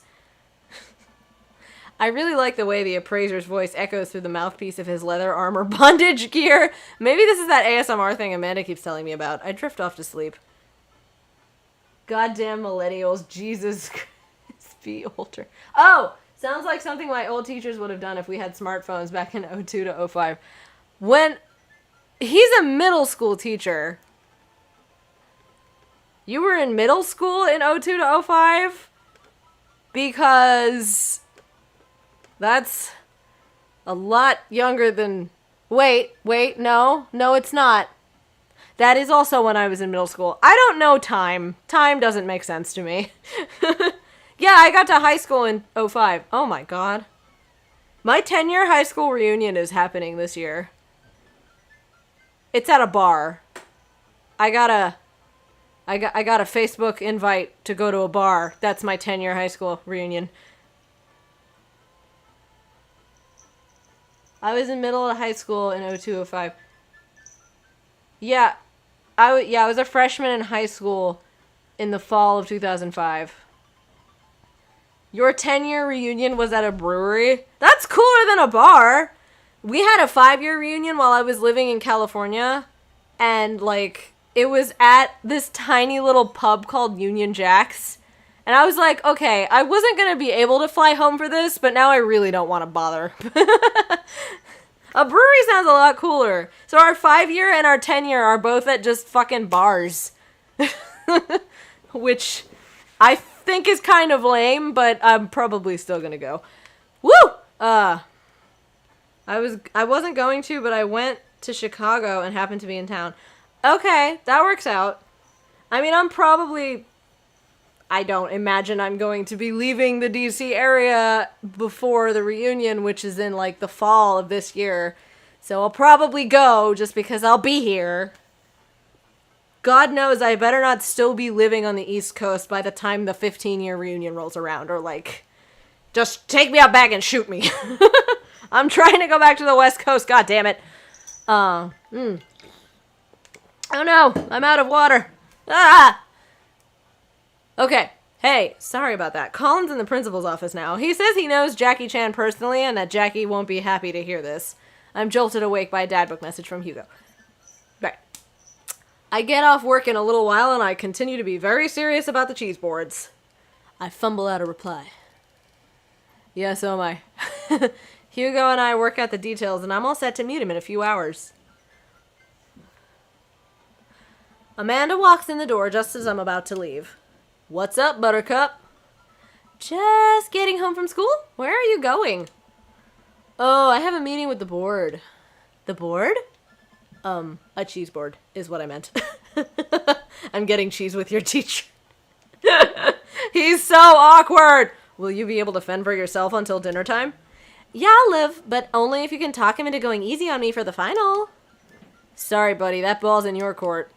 What's in my court, you ask? Just a variety of delicious cheeses, meats, and their accompanying crackers. Maybe some olives, a little bit of fig jam.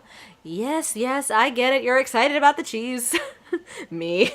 Sweetie, you'll get it one day. But now I gotta go see a man about some manchego. Please leave. I love this man and his obsession with cheese. I walk into a quaint French diner and Hugo weighs me down to a booth in the corner. He looks pretty tired. Long day? Every day is a long day when you teach middle schoolers. Hello, cat! What are you doing? Are you crashing my stream? Yeah! Hello! She just crossed to the other side of the couch. She's been here the whole time. If you couldn't tell, there was like a white fluffy lump right about there. That was her butt. Oh, she's coming back. She's coming back! Didn't like it. Yeah? What do you think? What are you doing? What are you doing, my friend? Time to groom? It's time to groom. All right. Very good. Colin started a gambling ring. The pictures of Jackie Chan were just a cover. He's bartering in those little rubber band bracelets that are also shapes.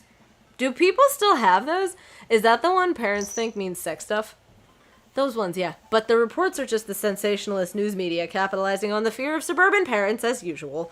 Oh my god, there were so many things like that when I was growing up. Like, the jelly bracelets. There's always some iteration of the jelly bracelets that they think means sex. There was vodka shots to the eyeball. That was one of the things that was going around when I was in high school. That's not a fucking thing! And, there was another one. Rainbow parties. That was the other thing. That one was really bad. I guarantee you that wasn't a real thing. Mostly because it's like, I don't think that's even physically possible. Just saying. I'm not going to explain much further than it was co-ed, supposedly. This was totally made up by the news, but it was, they were like co-ed parties, and each girl would wear a different color of lipstick, and that's all I'm gonna say about that, because it wasn't fucking real. Vodka shot, hold your horses, vodka shots to the eyeball. Yeah, one of the things that the local news in my area, and maybe it was not just limited to my area, but like, one of the things we would hear on the nightly news for the local news station when I was in high school was that there was this epidemic of teenagers taking vodka shots through their eyes, as in like I guess you would put it in an eyedropper or something and just, but like, that sounds excruciatingly painful. I mean, nobody would fucking do that.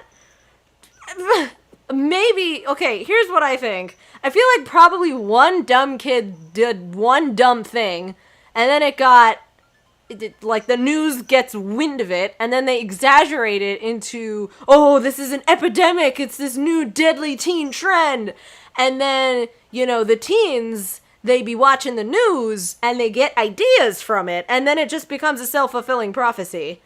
Like, I swear to God this wasn't real. Like, I am sure this did not happen. I am sure of it. Like, kids are dumb, but they're not that dumb. The Tide Pod thing is another good example. It was a joke, right? It started out as a joke, possibly because it got so much traction and people started actually being worried about it. Then, like, dumb kids started to try it out. But in the beginning, it was based on the fatalistic humor of millennials and the generation below us, just, like, making jokes about wanting to die and shit. So, none of it was real. Nobody was actually fucking eating Tide Pods until it became this national sensation of horribleness. And then, people actually started fucking doing it. Ugh. Anyway. Okay. I got a little ranty there for a second. I mean, we were pretty damn weird, but we'd never do anything on that level. Oh, you don't know me. I'm a dum-dum. I do not believe, Chris the Snack, that you are such a dum-dum that you would eat a Tide Pod. Or pod racing natural selection at its finest. Oh, come on. That shit's poisonous. That's not fun to joke about. At least I hope. Yeah, no, you're right, Hugo. It's just the sensationalist news media. I'm certain of it. Yikes. I don't even remember what we were talking about. Right now, I'm very ready for some... Okay. Right now, I'm very ready for some fine wines and... Right now, I'm very ready for some fine wine and some delicious cheese. There we go. You gotta take the typos and run with them, you feel? A waitress stops by and takes our order for the biggest cheese plate you have. For the love of God, just please put the cheese in my mouth, and recommends us some wine. Please tip that waitress well. Do you two want a scorecard for trivia? There's trivia. Yep, we're starting in a few minutes. Pretty much everyone here is playing. A French fucking bistro has a trivia night? Okay, sure, I guess. This is a bar now. We'd love to play. Right, Chad? Yeah, sure.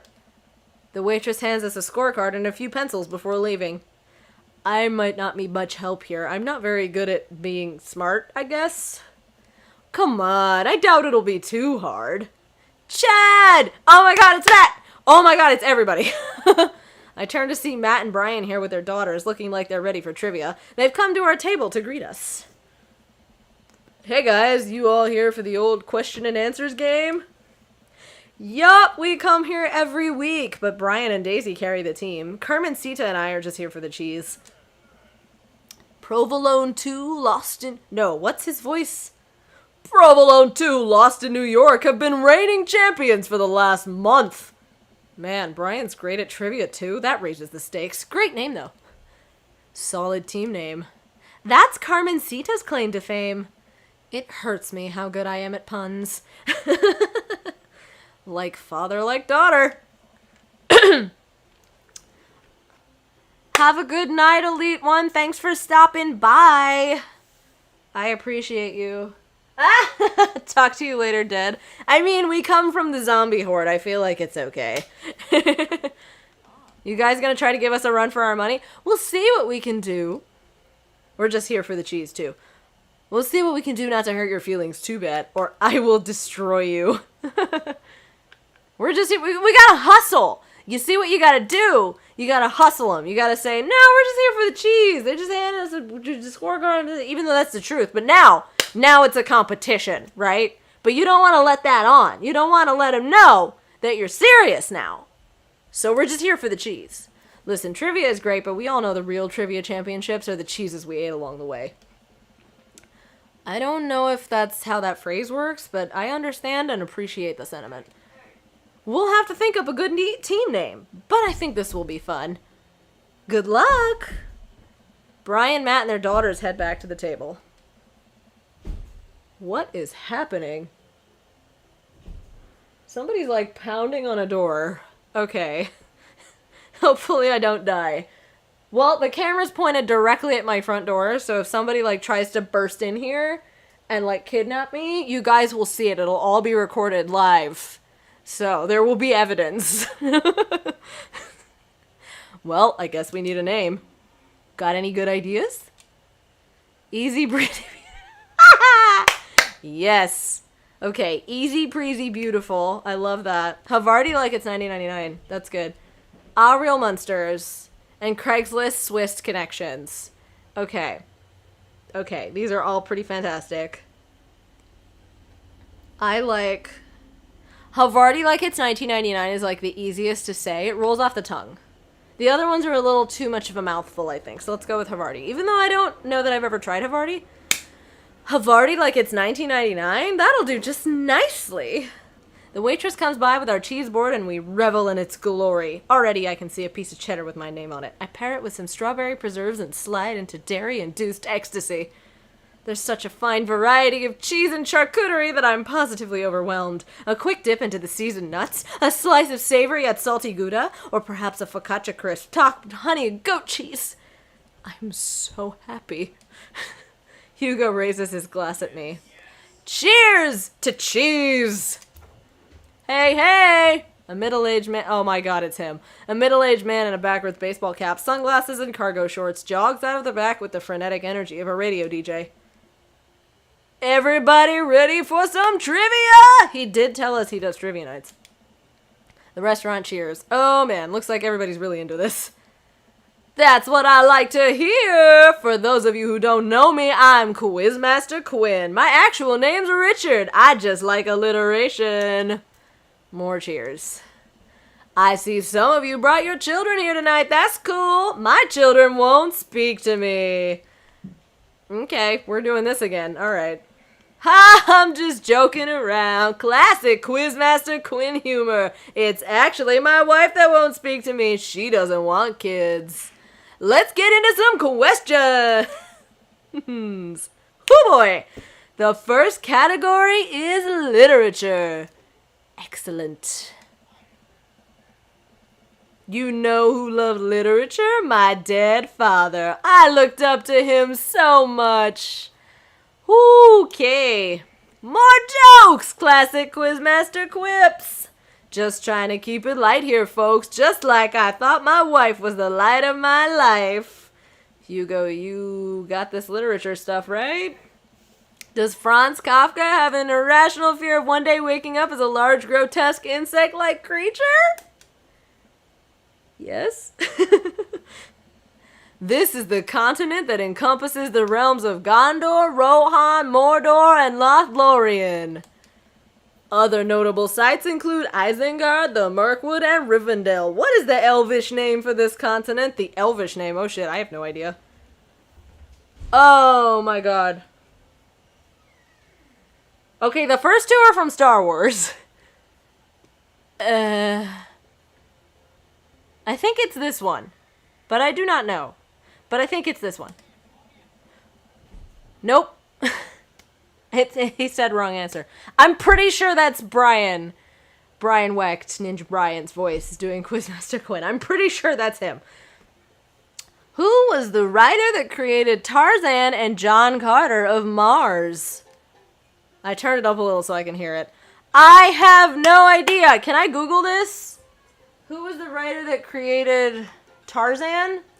Who was the... I'm gonna cheat. Who was the writer that created Tarzan? Tell me your secrets, Google. Edgar Rice Burroughs. Alright. We're gonna bring it back. Correct! Alright. Edmond Dantes is better known as this man. Edmond Dantes. Isn't the Count of Monte Cristo?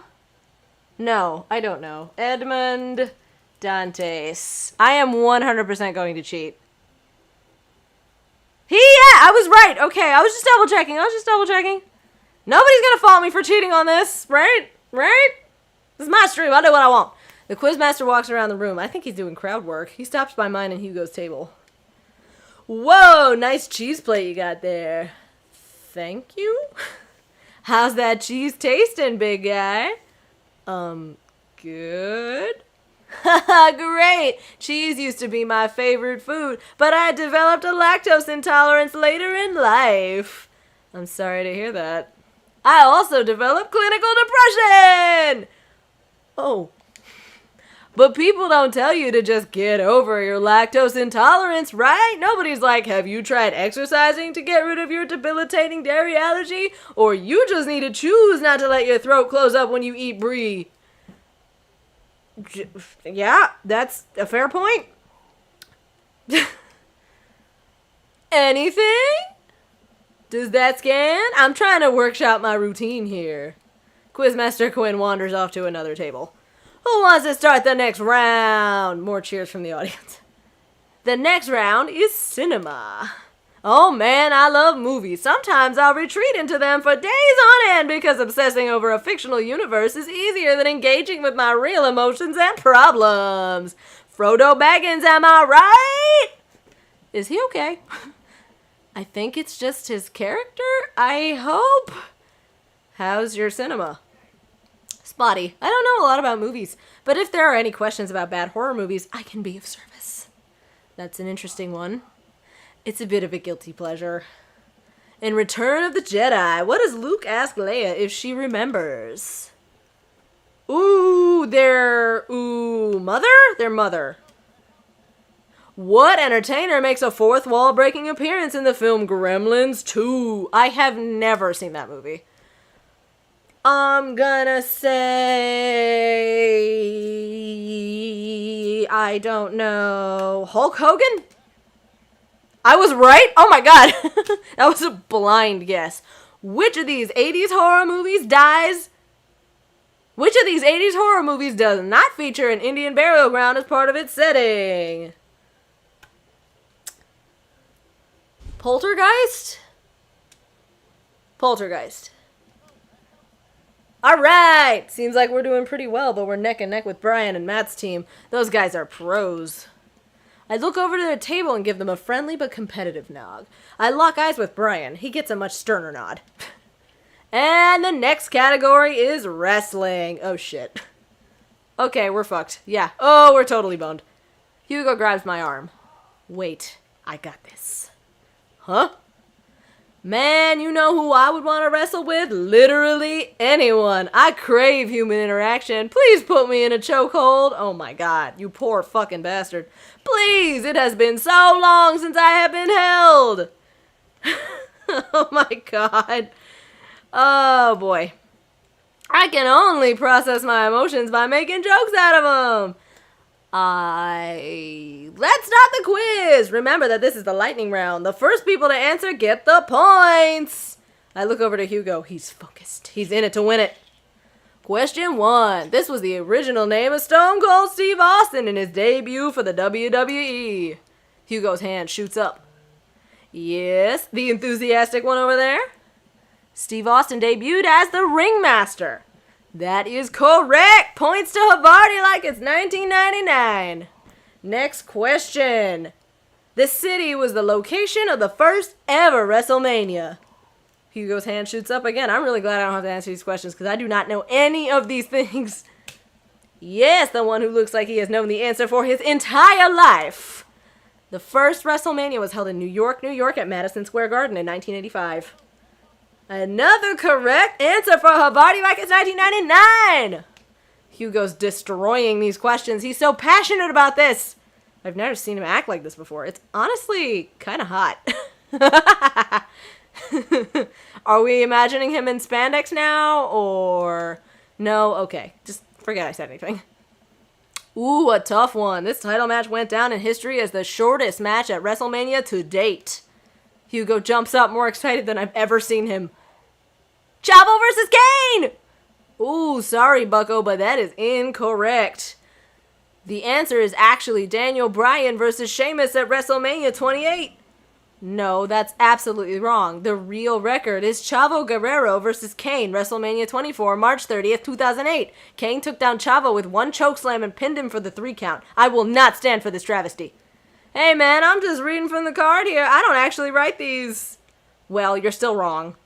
What are you, my ex-wife? The crowd erupts in laughter. Hugo blushes. He then retreats back to his chair. Fine.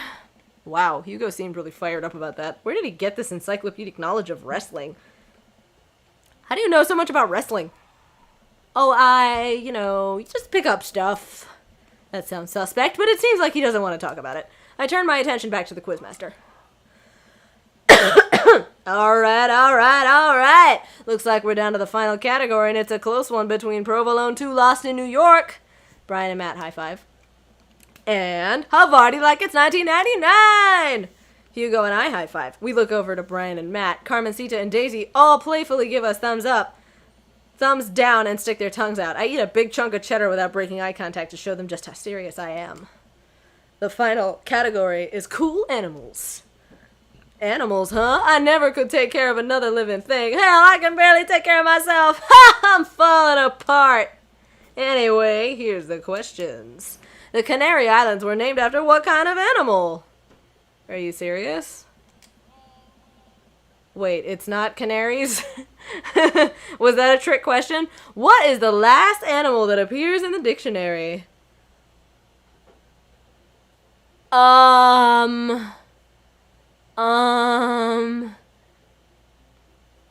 need to win. I'm going to cheat. Okay, is this a real thing? Oh my god, it is. It is. It's a real thing. But that's not how you spell weevil. But it is a real thing. What mammal has the thickest concentration of fur in nature? I don't know. Is it a polar bear? I'm only cheating sometimes. Is it a polar bear? Is it a beaver? I feel like polar bear is the obvious answer. Wait, no. Thick concentration of fur for like an aquatic mammal seems to make sense. Polar bears have like fat on them. That's what... I don't know. Canadian beaver? I couldn't hear it. Alright, I'm just gonna come around and collect your scorecards and we'll see who came out on top. Remember, the winning team gets a $25 gift card to Phil's Auto Care. If you need a car part, Phil's will fulfill all your needs. Everyone oohs and ahs. God, I want that gift card.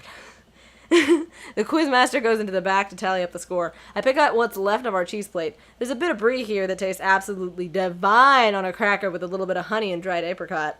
Oh my god, this is making me want to make my own cheese plate, but we don't have any cheese. We have a little brie. I could have a little brie. And like grapes or something. So what are your plans after our big win? I'll probably retire, take Amanda somewhere tropical, drink something out of a coconut. Always wanted to do that. What about you? Probably take my winnings to Colin's gambling ring, bet it all on black, walk on out of there with more rubber bands in the shape of animals than I know what to do with. Bold, but I like your style. You want the last piece of Havarti?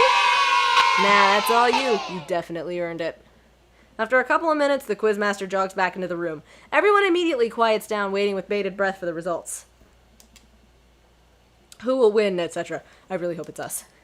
Hey everybody, we had a great night. Lots of goofs, lots of laughs, a little bit of light crying in the back, but that's neither here nor there. It was a close game, but the winner of tonight's trivia contest is Havarti like it's 1999. Come on down and get your gift card for Phil's Auto Care, where Phil nominal service is. God, I can't do this anymore. Please just take the gift card. Hey Blaze, thanks for coming and thanks for the host. You came in just as my flawless trivia victory played out on the screen for all to see. And I did my little wiggle. The necessary wiggle. I motion for Hugo to go get the gift card, and he shyly slinks out of the booth to grab it. He pauses for a moment and gives the quizmaster a hug with a few pats on the back. The quizmaster sobs, just a little. Hugo, whoa, where did that body come from? Wait, I gotta watch that back. It was Matt. Matt, showed up. Almost like he was dragging the quizmaster away. Hugo makes a victory lap back to our table and gives me a high five.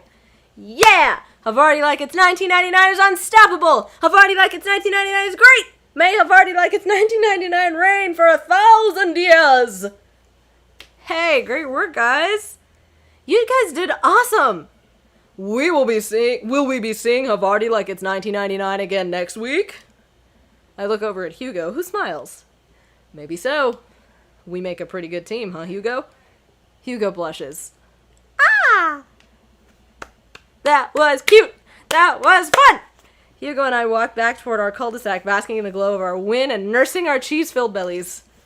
Man, we crushed it in there. Finally, enduring the screams of young children for years on end has paid off. I will take my half of this gift card and use it to purchase many, many air fresheners for my car, which Ernest refuses to stop vaping in. You poor man.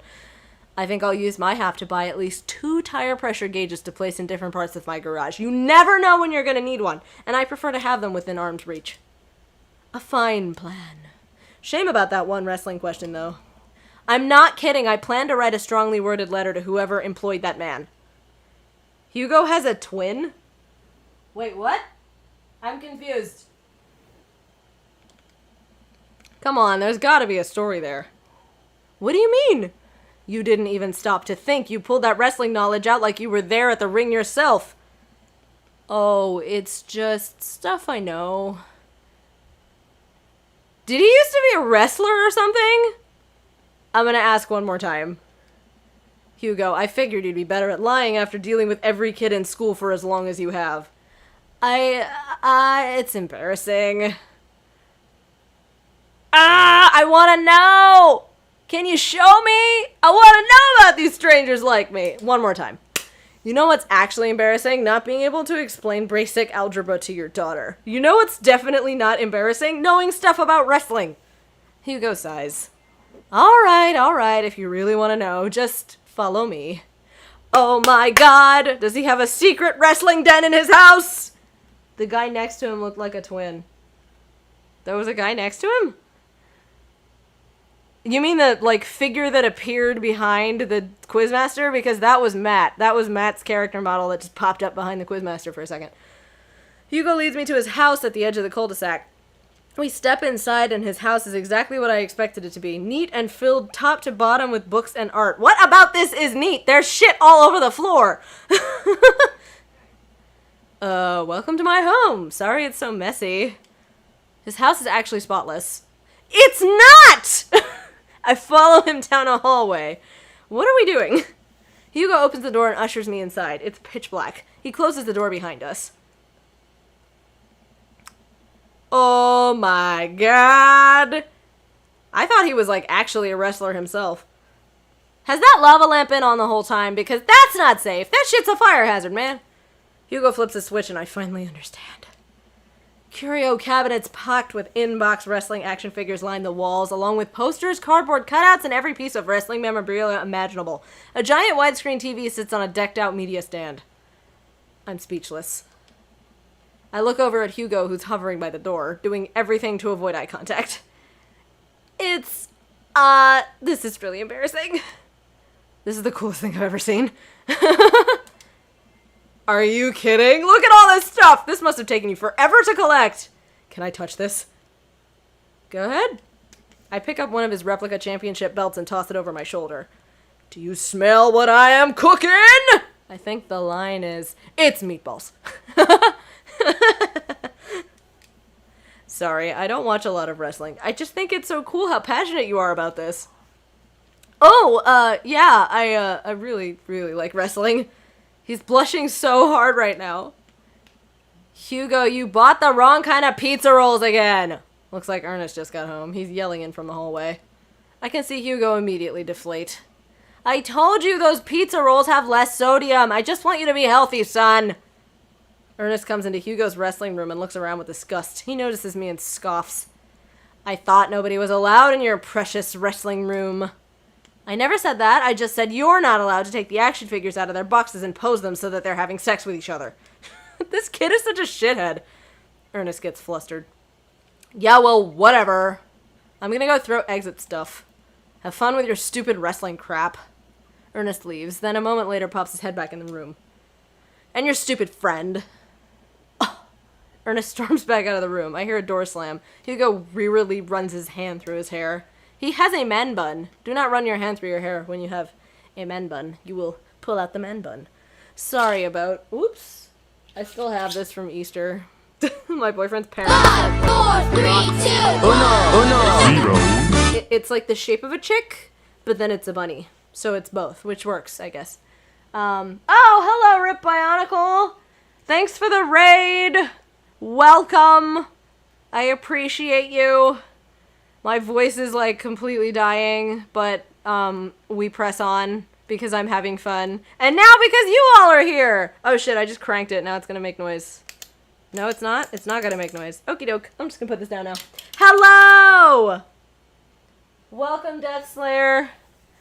That's a creative way to spell the word Slayer. I appreciate it. Okay.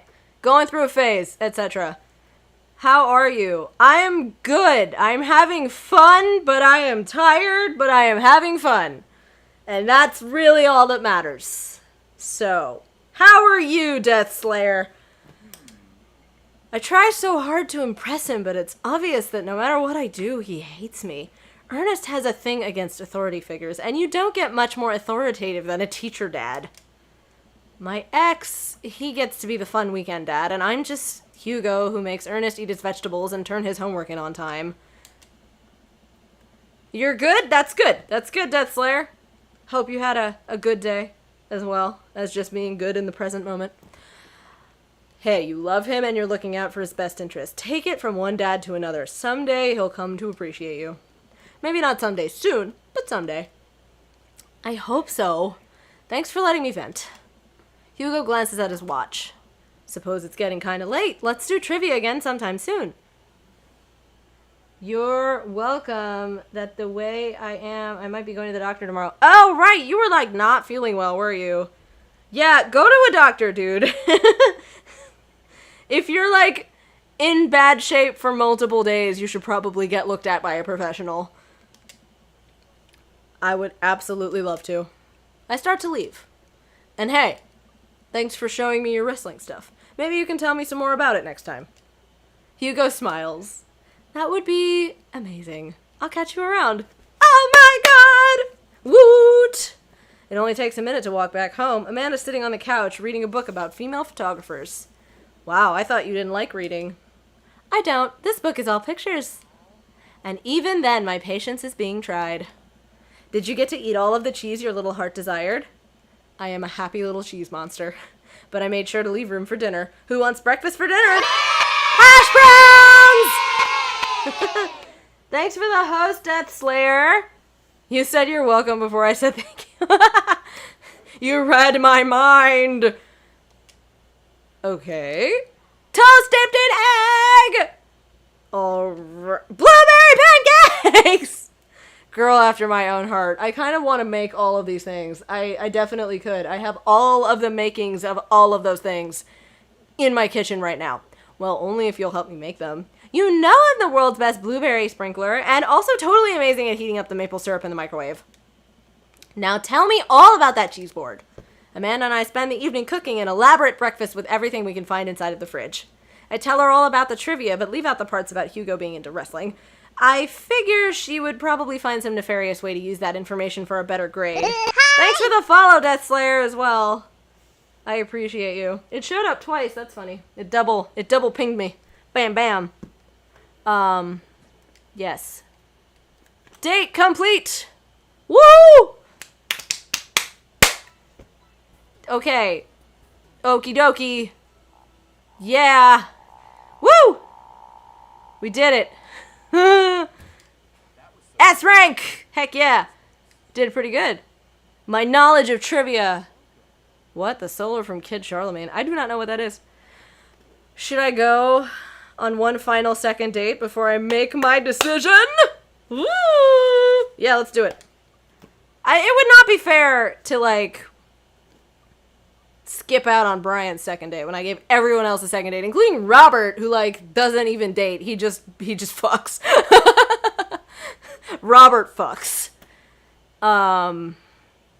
But before we do that, can I, like, pause? I can. Okay. Hold on. Give me, like, a few minutes. I need to refill my water bottle because it's empty and my voice is dying. So hold on. Talk amongst yourselves. Hydrate. That's also important if you haven't had any water in a while. Okay. BRB. Yo, what up? Everybody still here? Is that a Dorito and popcorn? Are you getting snacks? Did I miss any messages? No? Just a Dorito and popcorn? Alright. What's up? I try not to eat on stream because I know I don't like seeing that, so I try to avoid it. Because, you know, in case someone else is also annoyed by that sort of thing. But I will hydrate on stream. It's very important. I just got Stardew Valley. I'm really enjoying it. That's awesome! I have not played it, but I hear really good things. I've watched some playthroughs. People love that game. Maybe I should get it. I can get more chill in my life. Alright. Let us press on. Maybe we'll finish the game tonight. One more date. Depends on how long Brian's second date goes. Alright, let's do the thing! Oh, I have a message from Brian. Hey, Daisy and I are going fishing tomorrow. Are you in or out? Oh no, I've been dreading this day. I accidentally boasted about my abilities as a fisherman to Brian, and now he's challenging me to another dad-off. I've been doing my fishing research online, but I'm nowhere near close to being an expert. Still, though, I have to accept. I type back to Brian. Sounds great, man. Super excited to catch all those fish. And my lawn could use another good mowing. That'll show him. Brian responds back, letting me know that tomorrow he'll pick us up at an hour I had previously forgotten existed. Man, that's gonna be a rough start. Amanda comes into the room from the kitchen, eating a cheese stick by biting it off piece by piece like some kind of monster. I didn't raise you like that. What? It's called string cheese and not chompy cheese for a reason, Amanda.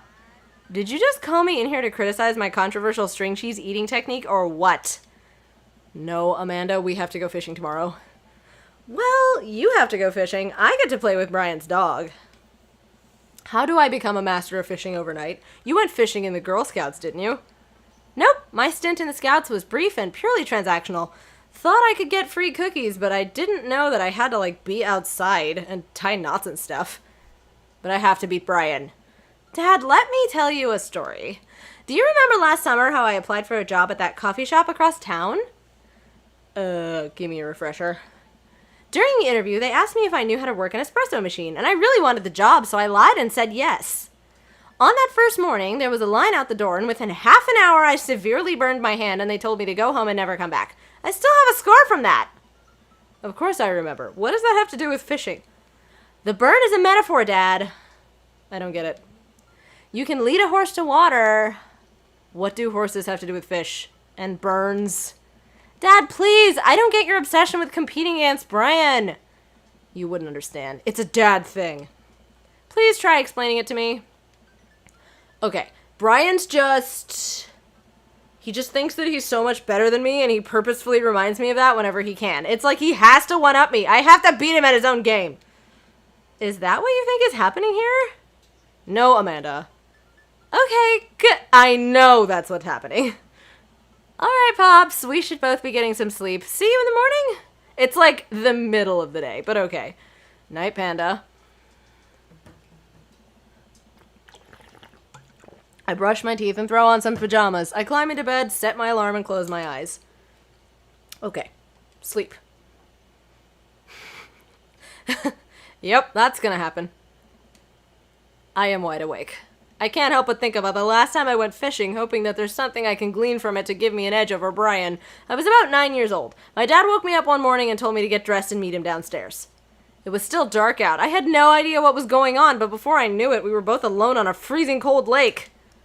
I had to sit there for hours while it got hot and muggy, the air thick with bugs. I picked at mosquito bites while my dad sat in stony silence, fishing pole in one hand and a beer in the other. We didn't catch anything. On the long drive home, my father bought me a pack of cigarettes and didn't say a thing. What the fuck?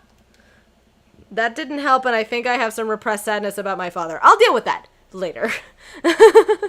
Okay.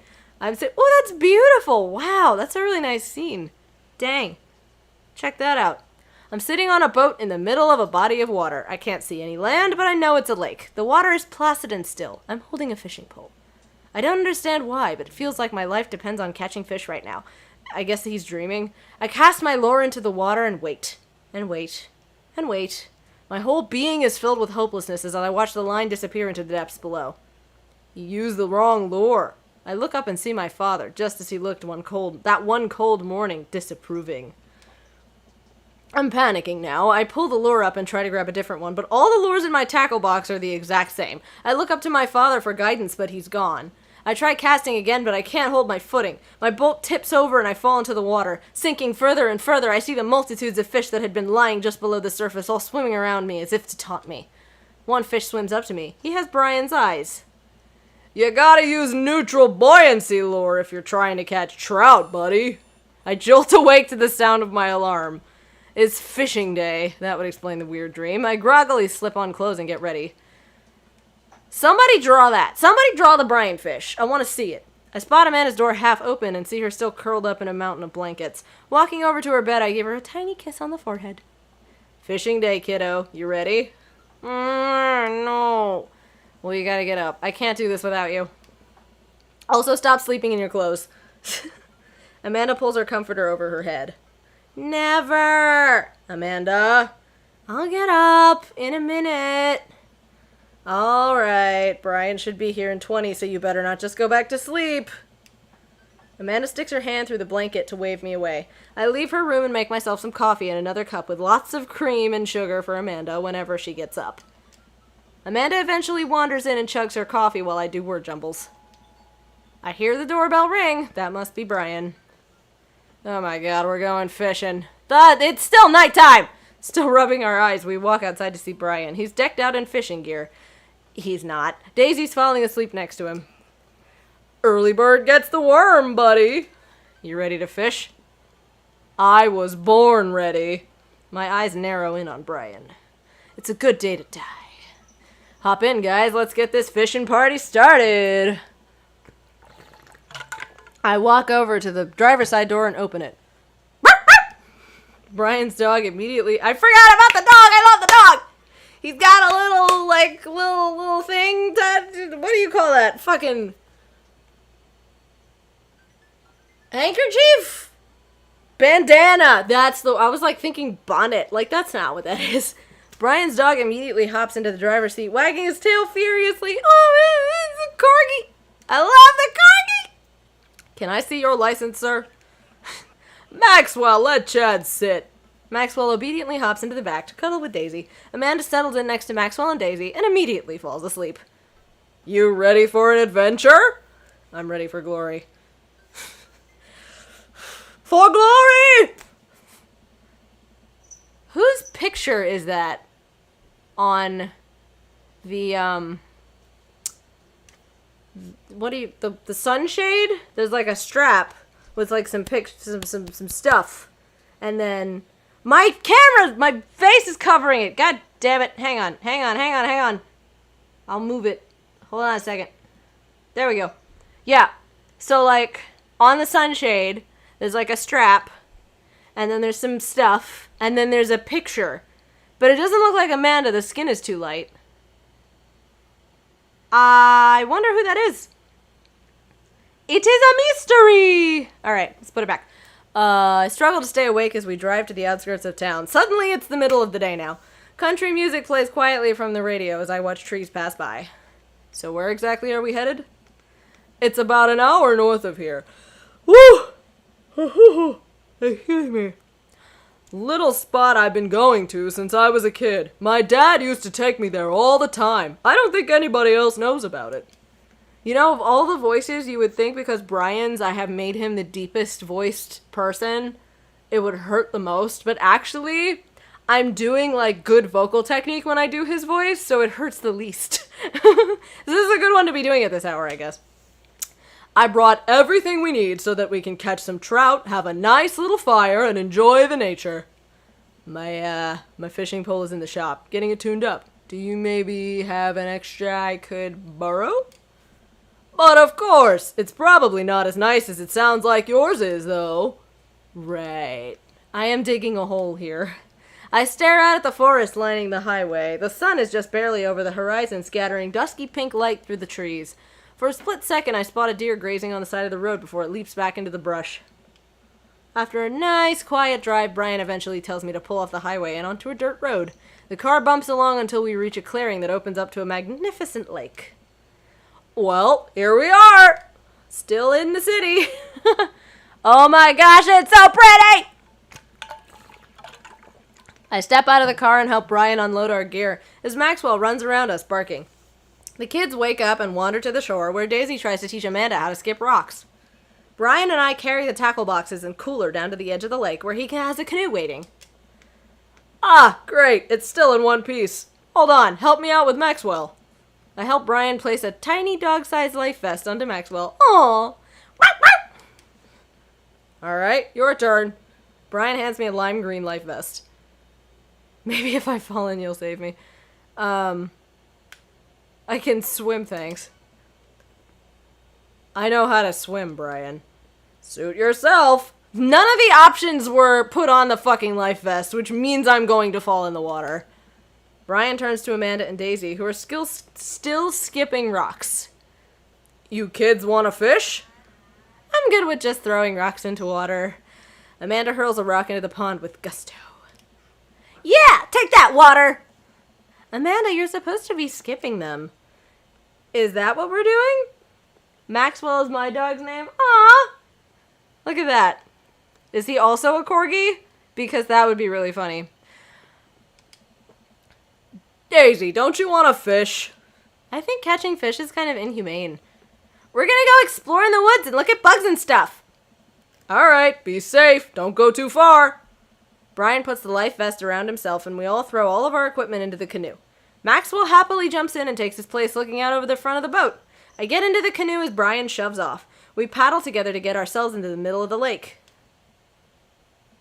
Wait, but I thought Amanda wanted to play with the dog. Most freshwater fish usually feed at dusk and dawn, which is why I had to get you up so early. Yeah, I know. That's pretty common fisherman knowledge, after all. Fisherman knowledge that I am knowledgeable about. Still a gambling man? No, he's a Yorkie poo. Oh, that sounds so cute! Oh my gosh. You should tweet me a picture of your beautiful animal. You know it.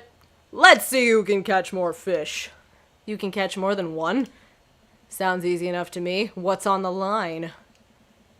Besides all the fish I'm gonna catch, obviously.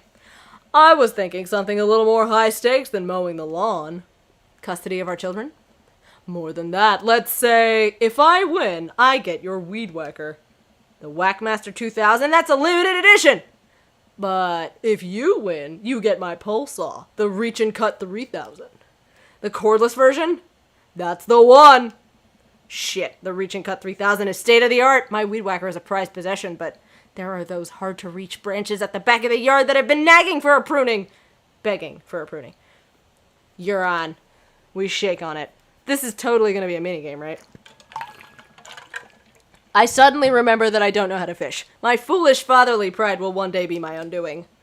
I watch as Brian ties a lure and does some stuff I can't quite follow with his fishing pole. He casts into the lake. Oh boy, now I have to do that. I stare down at the tackle box with the pole in my hand.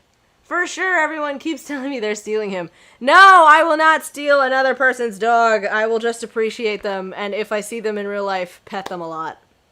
But only if it's okay with, you know, the person walking the dog. Anyway, I love dogs and cats and just generally fluffy things. Yes. Everybody watching this, tweet me a picture of your pet if you have one. Even if they're not fluffy, even if they're scaly little reptiles, I'm into it. I'm down. Show me your pets. I love them. Okay. Let's do it. Let's fish. Oh god. I don't like it. Insult the fish. Stretch before physical activity.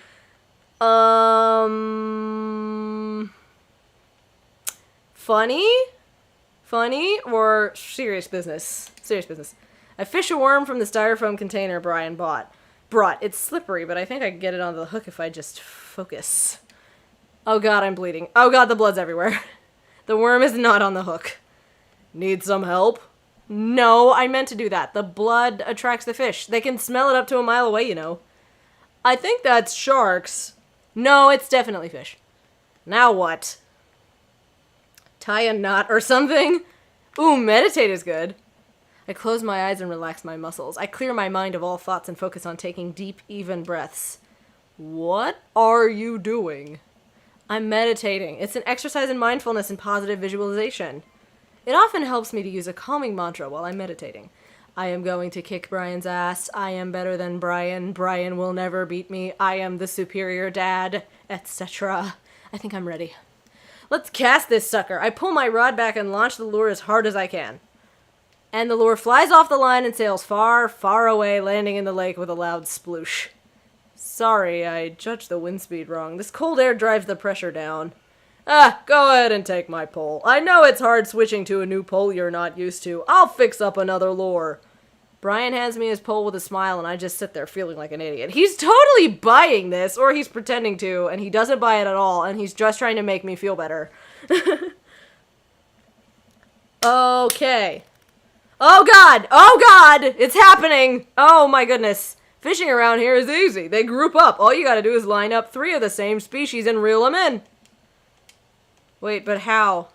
Match that fish! Oh my god!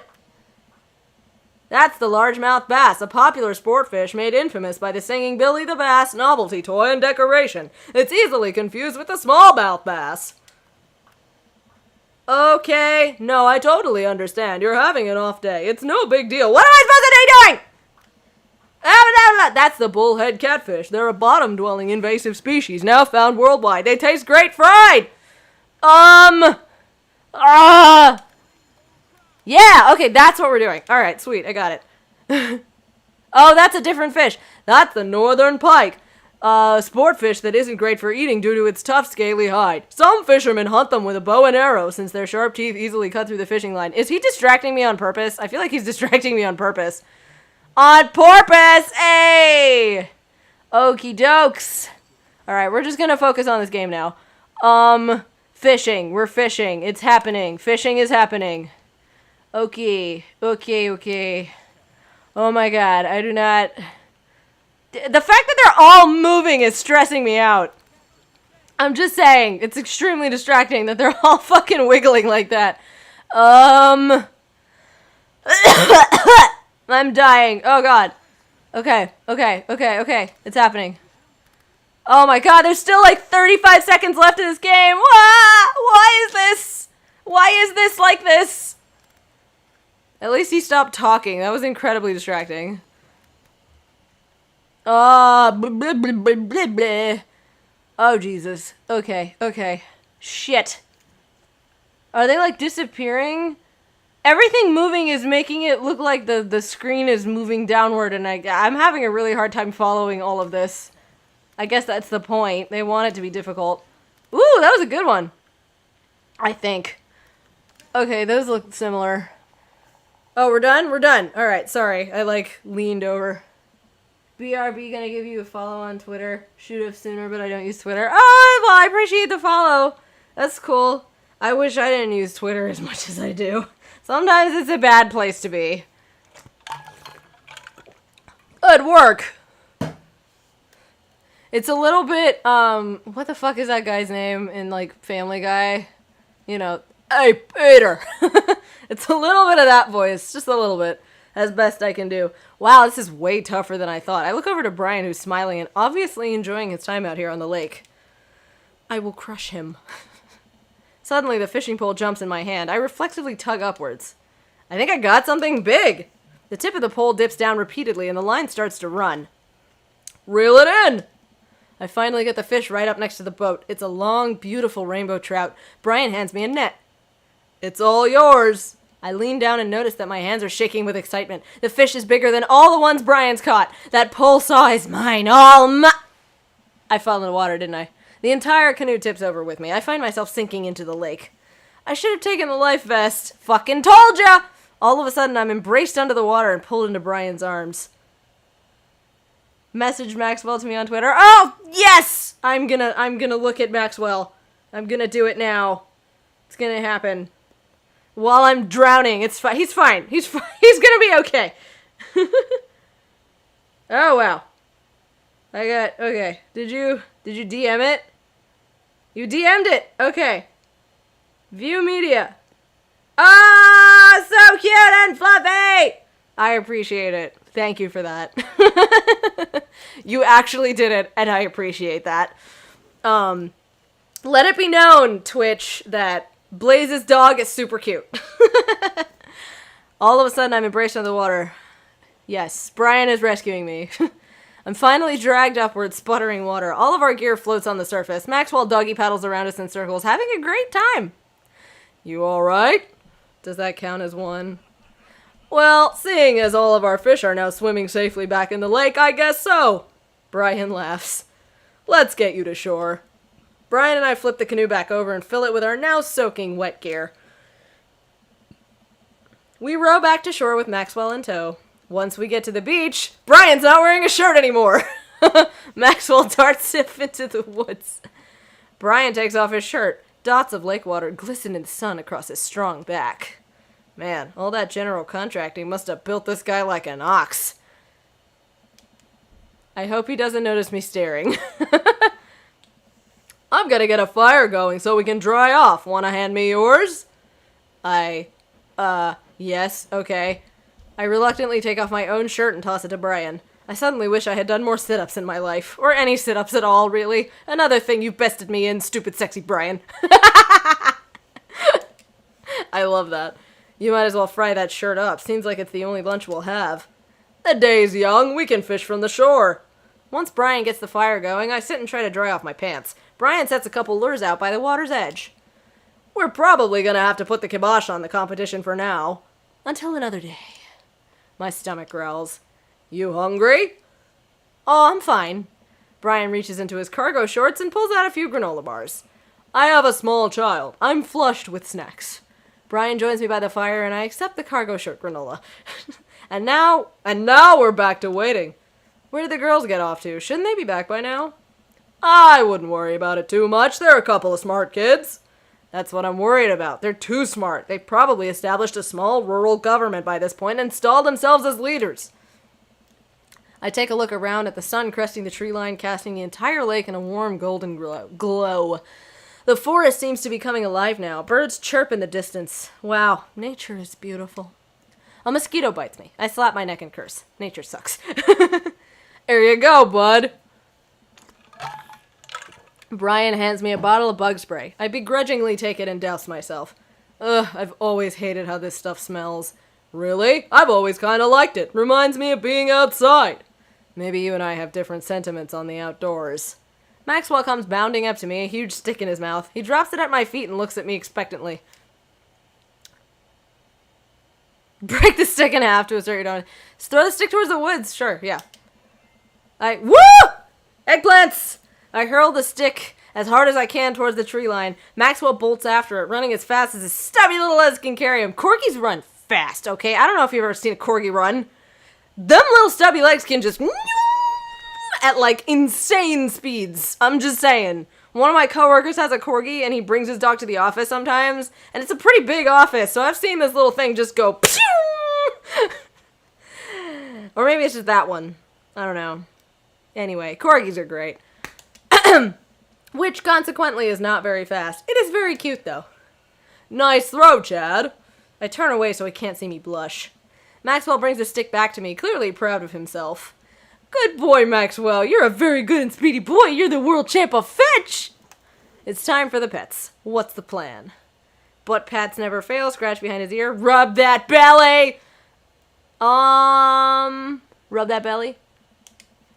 Maxwell rolls over and lets me rub his belly. He wiggles on the glass, really loving it.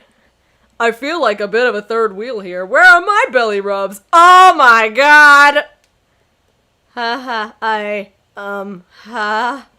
I'm so flustered I can barely say anything. I just focus on petting Maxwell and hope Brian doesn't notice how much I'm sweating.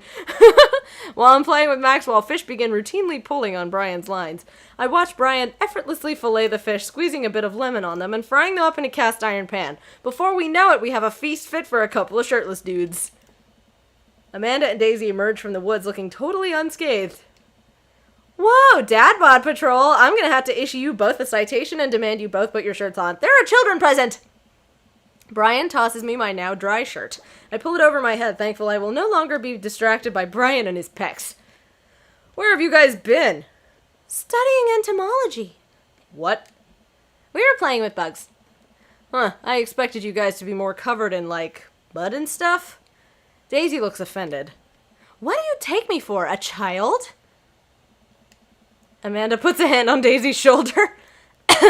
Right. She forgets sometimes, I guess. We take a seat around the fire and Brian serves us all generous piles of fish on paper plates. It's absolutely delicious. Why does he have to be good at everything? Fish taste okay? Daisy and Amanda both nod furiously, mouths full of fish. It's incredible. I've never had fish this good. Yeah, it's great. Old Harding family recipe. Why are your pants wet? Well, Amanda, we were out there on the lake, and then I accidentally tipped over the boat. Don't worry, all of the gear floated to the surface, so we didn't lose anything, right, Chad? Yeah, that's exactly what happened. I can't believe he just covered for me. Gosh, he even out-humbles me. He's trying to beat me at everything, including my world-famous sense of humility. We finish our fish and end up playing catch with Maxwell for a little while before we decide to head out. After cleaning up the camp, we pack up the station wagon and let Maxwell into the back seat. The poor pup falls asleep in a cuddle puddle with Amanda and Daisy. They've had a long day. Been an ordeal today, bud. Let me drive you guys home. I want to prove that I'm the most awake dad on the block, but yeah, I'm beat. Fine. As we drive away, I take one last look at the lake disappearing behind us and smile. I rest my head against the window, and the low rumble of the dirt road beneath us lulls me into a peaceful sleep. Hey, sleepyhead. I open my eyes and realize that I had dozed off in the car. I self-consciously wipe a bit of drool off my chin. Me! Oh, hey, I was, resting my eyes. Just in case we suddenly have to jump into any sort of conflict, so I'm super awake for it. And ready to fight. With my strong arms. It's all good. You earned some rest, buddy. Thanks for coming out with us today. I had a lot of fun with you. Thanks for inviting us. I also had fun, actually. Glad to hear it. Take it easy, yeah? You two, take it the easiest. Brian chuckles to himself as he unloads the car. Amanda and I get inside and immediately collapse onto the couch. Long day. Yep. I was so close to that pole saw. Pole saw? Yeah, Brian and I were competing to see who could catch the most fish, and... stop! Why do you care so much? Amanda Panda, just look at the guy. He's so obviously got my number and he's rubbing my face in it. Dad, I love you. But you're kind of dumb sometimes. Dumb or clearly the superior dad? You know what? I don't have any of the energy required to properly unpack your weird fixation with exerting your masculinity. I'm going to bed. Good night. Amanda slides off the couch and face down onto the floor. I am a tired slug. Amanda, that floor is disgusting. I don't care. Well, night, honey. Night, Pops. I've been there. Sometimes you just gotta lay on the floor, you know? Date complete! Bowling, what? Alright! Pretty good! Sweet! Did it! Second dated all the dads! Oh god, that means I have to make a decision now. No! I don't want to make a decision! It's Damien. It's gonna be Damien. I'm sorry, Matt. Maybe in another game. Oh, you know what I want to do before I do this? Save. So I can come back to it, you know? Alright. Let's do it! Let's date the Damien! Oh, it already asked me to save. Okay. Let's do it! We're already at the 3-hour mark. I hope this isn't gonna take, like, a long time.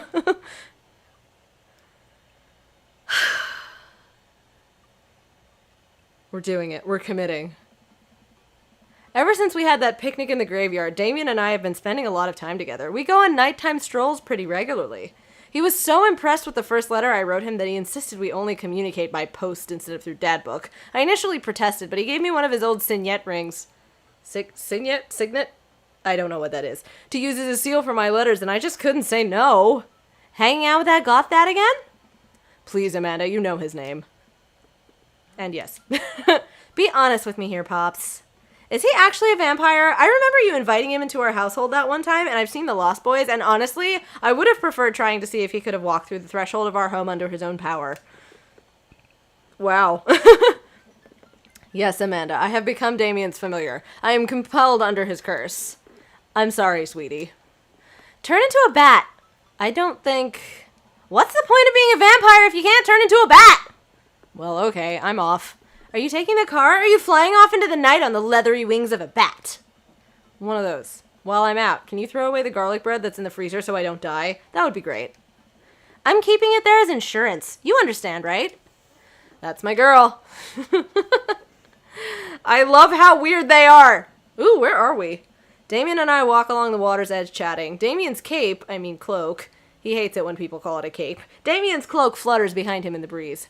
This is gonna seem like a silly question, but why do goths wear black?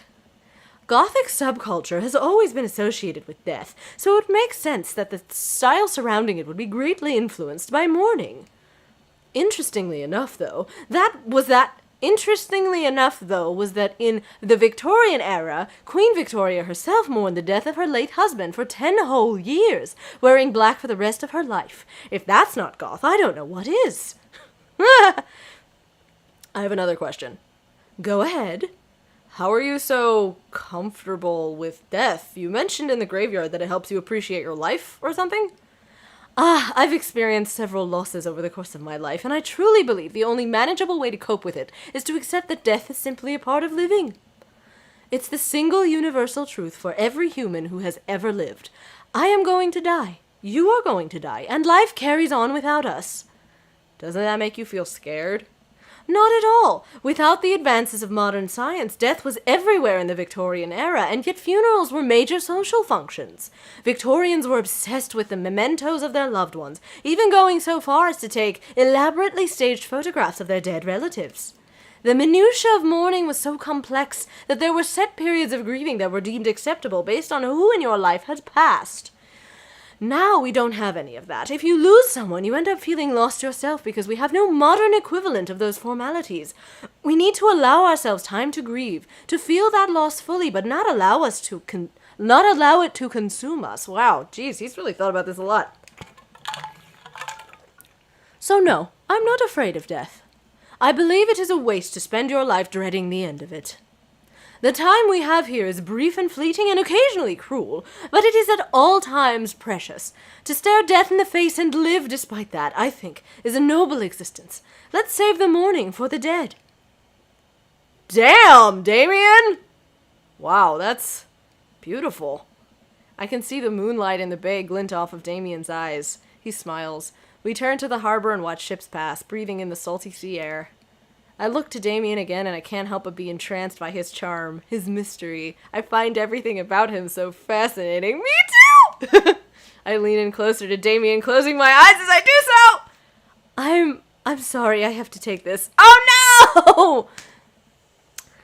Damien steps away from me to answer his phone. Oh no, I hope it isn't Lucien again. After speaking in hushed tones for a few moments, Damien returns to me. Everything okay? There's an emergency! Oh, God damn it. Lucien? No, thankfully, but I must take my leave. Oh, okay. Is there anything I can do to help? Dads do have to stick together, right? You know it. Then come, there isn't time to waste. Ooh, we're going on an adventure again! After a short drive in silence, we arrive at a rundown building on the outskirts of town. Where are we? It's better if I just show you. What is happening? Oh my god! I push the surprisingly heavy door and find myself in a dimly lit waiting room. A few rickety chairs line the walls, and there doesn't seem to be anyone behind the front desk. There are a few paintings and pictures on the wall, but they're so nondescript I'm still unsure of what kind of place this even is. Wait here for a moment, I'll be right back. There are animal cages on the floor. Is this some kind of vet's office? Damien walks off down a corridor, his boot heels echoing through the halls of this seemingly empty building. Distant howls echo from some place I can't see, and there's a faint scratching sound like claws on tile. I cautiously peek down the hall and find stall after stall of scares-looking dogs. A few of them notice me and skitter up to the chain-link fence, sticking their noses through to sniff the air. What have I gotten myself into? Suddenly, the lights shut off. Great! I panic, unsure of where I am or how I can get out. I stumble through the darkness, my breathing getting heavier and heavier. Damien? The lights finally turn back on.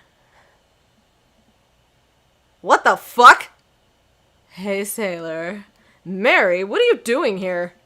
You aren't here for the fight club? What? I don't want to get punched in the face. Great, because this is an animal shelter. What is happening? A what? We take care of stray animals and then people adopt the stray animals. Didn't you see the pets when you walked in? Oh, sorry, I didn't really expect to see you volunteering at an animal shelter. Wow. Okay, kid, way to put me in a box. Dames, you hear this baloney? Just one moment. Thunder cracks and a door bursts open. Appearing from the shadows, I see... Damien? Whoa! Okay. Nice ponytail, though. I like the look. Hey. It's Damien. He looks completely different. No cloak, no Victorian-era clothing, no makeup. I wasn't planning to share this side of me until much later, but I'm not as goth as you think. I'm a systems administrator for the IT department of a realty company. I wear tennis shoes to work and I listen to Bruce Springsteen. I enjoy going to the hardware store and looking at storage solutions, and I volunteer at this animal shelter in my spare time. Wow, I'm boring. I'm fascinated with Victorian history and the goth lifestyle. That much is true. It's just not all that I am, and I need you to know that. Oh, I hate to kill the moment here, but there's some pressing business that needs attending to. Oh, right. It's Duchess Cordelia. Again? Who's Duchess Cordelia? She's one of the pups, gets out all the time. She somehow learned how to open doors, and now she's unstoppable. When did she get out? This morning. I went to go sing sea shanties to the cats, and when I came back, she had already bolted. I have to stay here with the pets, so I need you two to go and find her. Of course. Where could she be? She always ends up running off to the same places. Here, let me draw you a map. Mary starts scribbling on the back of a pet adoption form. She's very smart. Ruthless, even. You need to stay on your toes and get her back by sundown, or else she turns into a werewolf and starts eating people. What? You're a perfect little peach, Chad. We just don't want her to be stuck outside when it's cold. Oh. I'll grab some treats and we can hit the road. Damien and I look over the map Mary created for us. Oh, wow. Okay. Oh, man, I'm Nerd's house? At least you're not other Nerd's house. Looks like you're moving up in the pecking order. Congrats, kiddo. Where should we head first? Oh, there's so many things. Oh, my God. I don't know. This seems like it's going to be much longer than I expected. Cul-de-sac. Why not? Let's start at the top. Damien and I exit the parking lot and start driving toward town. I look over to him. He seems concerned. Shouldn't be too hard to find the Duchess, right? She's a pretty big pup. Mary wasn't kidding when she said that dog was smart. One time she correctly guessed the winner of the Kentucky Derby. It was a really great year for Bark, Bark, Bark. Huh, I don't know. What do you think our odds are, Chad? Gotta stay positive. My dad once told me, Chad, you can't shove raisins up your nose. And that hurt my feelings. I felt discouraged, but I kept a positive attitude, and you know what? I made it happen. Ew? It might have landed me in the ER and forced me to have 10 golden raisins removed from my nasal cavity, but on that day I learned that anything is possible if you have a good attitude and abnormally large nostrils. Young children really are resilient, I suppose. Ha, yes, young children. I was 16. I shoved a Cocoa Puff off my nose once when I was little, but I was little. I was like 4 or something, so it was okay. Let's just hope for the best. We got this.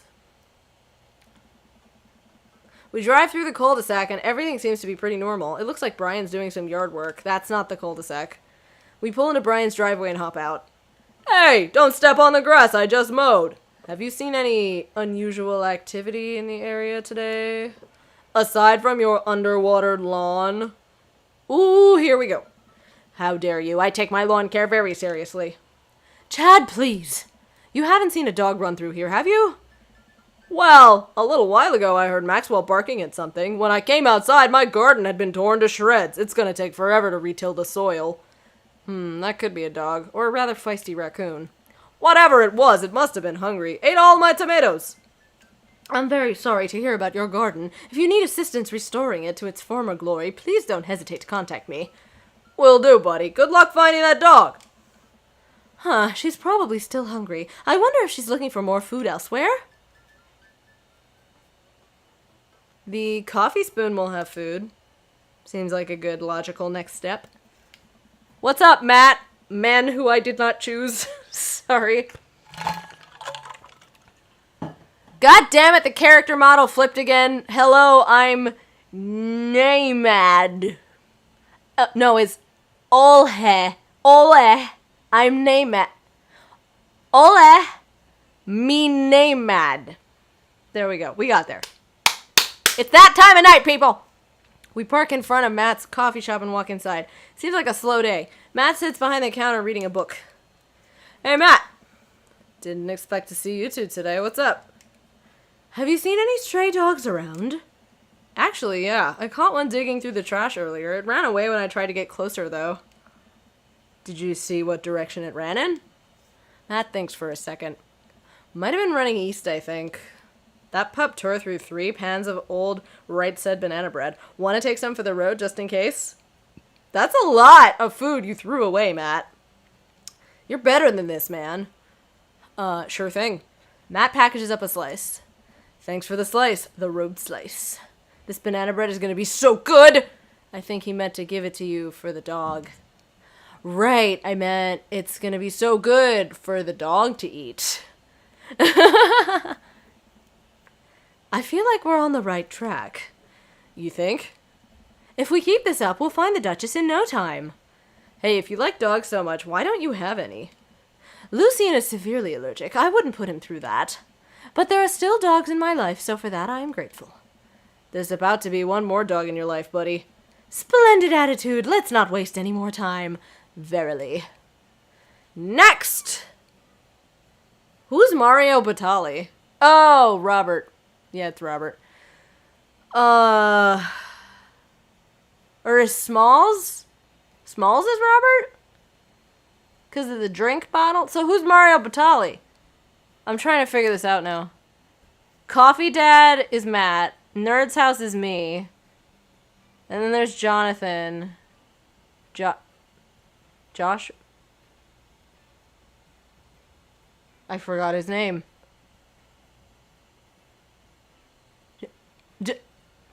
I forgot his name. Wow, okay. Joseph! Joseph! Because it's biblical. Okay. Smalls is Robert. Dames? Other Nerd's House is Damien.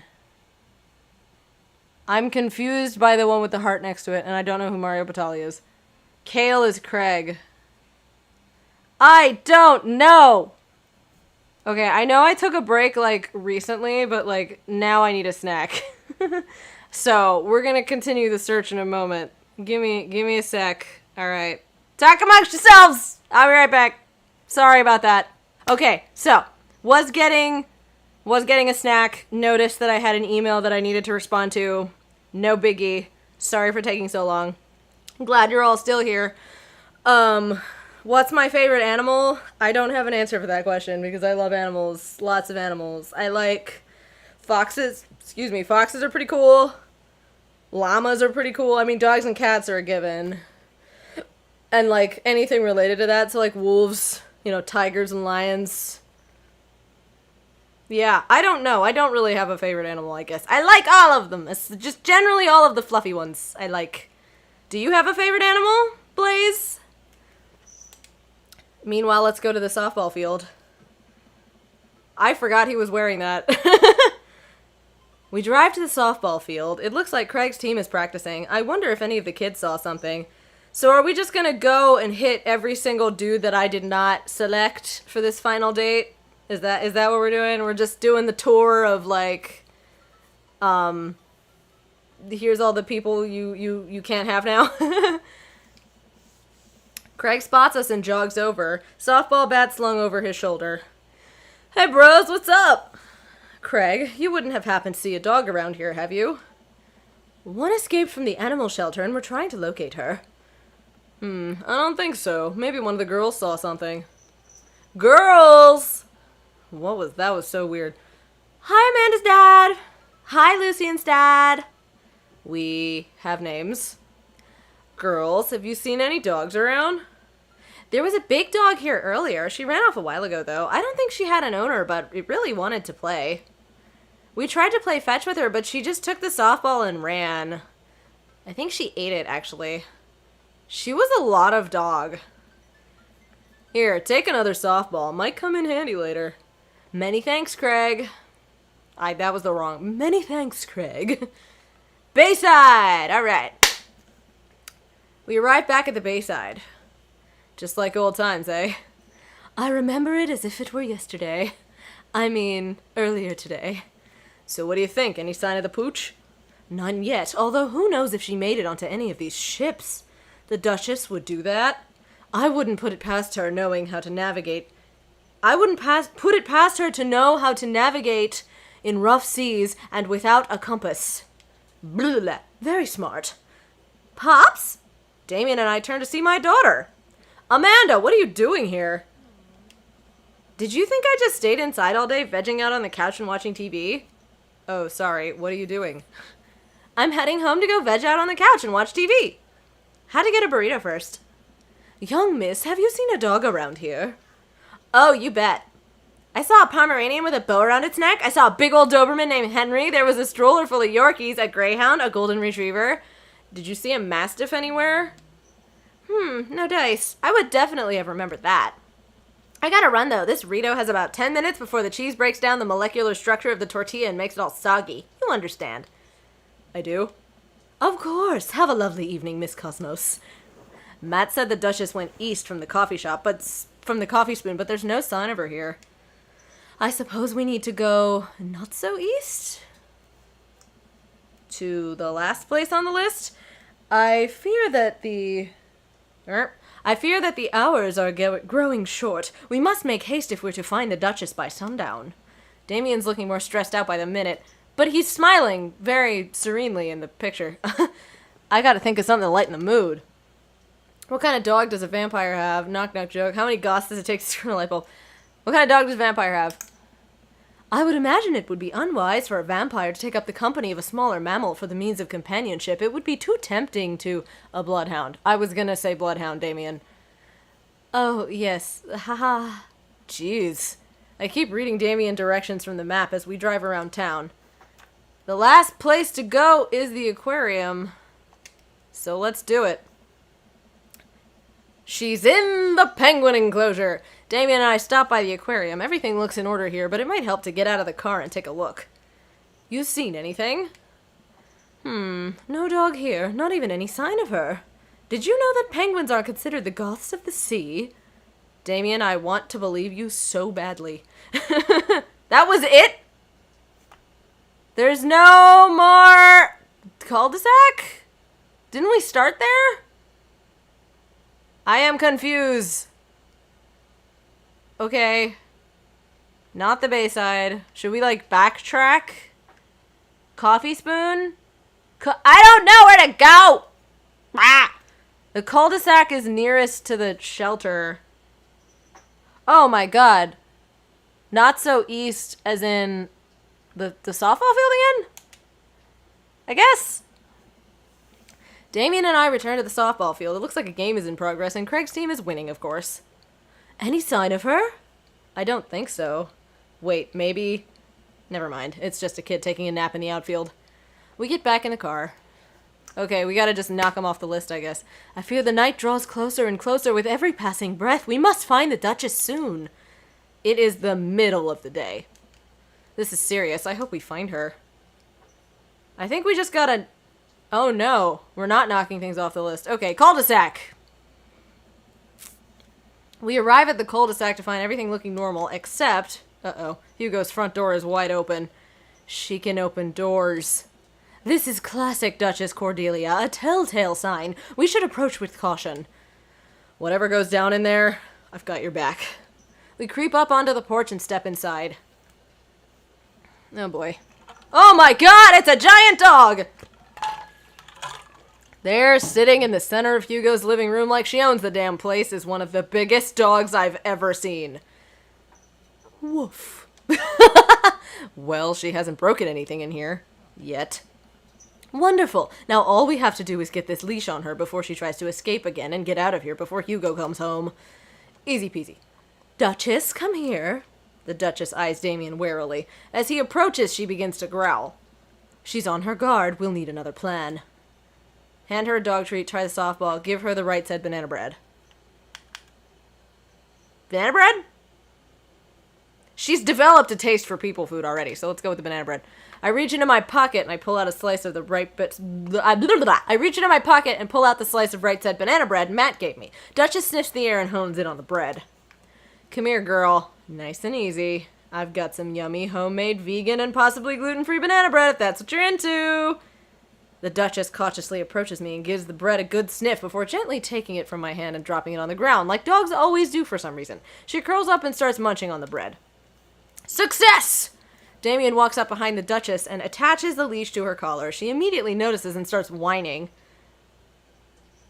Had to break up a verbal dispute between my friends. Okay, that sounds like a very diplomatic way of saying an argument. But good on you for being mediator. We found the dog, by the way. It's time to go home now, Duchess. Damien gives a tug on the leash. She won't move. Duchess, what happened to our rapport? You and I used to be bosom buddies. She still doesn't move. She's huge. There's no way we could even try to lift her. Well, this is a weird situation to be in. I think we're literally trespassing in our friend's house with this large dog. What are you nerds doing? Ernest stands in the doorway with a plate of pizza rolls. We're definitely not... What flavor pizza rolls are those? Pepperoni blast. Nice. The Duchess notices Ernest and starts pulling against the leash.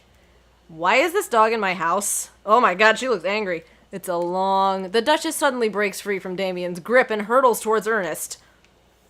Welp. Ah! Ernest and the Duchess fall to the ground. Pizza rolls fly everywhere.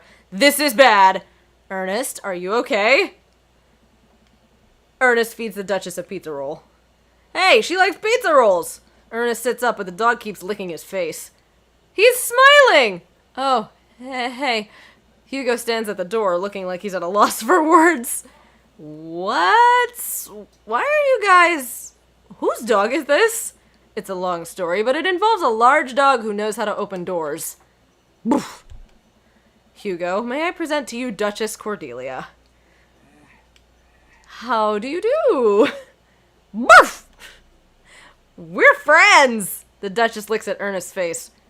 She's from the local animal shelter. She got out and we've been chasing her all around town. Your house was her final stop. Dad, can we keep her? Ernest, I don't know if we're set up to take care of, Wait, did you just call me Dad? Come on, please! Look how cute she is! Hugo sighs.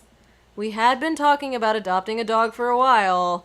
But you have to promise me you'll take care of her. Yeah, I'll give her all the pizza rolls her little heart desires. I suddenly remember what's on the back of this map and pull a pen out of my pocket. Got the forms ready for you if you're interested. I'll even waive the adoption fee since, we technically broke into your household. Well, alright, it's a deal. Hugo steps onto the porch with us and signs the form while Ernest plays with the Duchess inside. Aww! He sure seems to be happy with his new friend. I know! He called me Dad! Can you believe it? Damien places a hand on Hugo's shoulder. I certainly can. I think this will be really good for Ernest. It should teach him some responsibility. You should probably look into getting better locks on your doors, though. The Duchess is a wily one, but do right by her and she'll love you two forever. Thank you. Aww! That did not go at all where I thought it would. And long story short, the Duchess now lives in a happy home, and neither of us were charged for breaking and entering. So all in all, I think it was a fine day's work. Nice work, you two. Chad, you could be a valuable asset to our team of volunteers, If you ever feel like petting some puppies, hit me up. Mary, I always feel like petting puppies. Good to know. Well, I'll catch you fellas later. Mary starts to leave. And one last thing. Damien's been telling me about you. Glad he finally brought you around.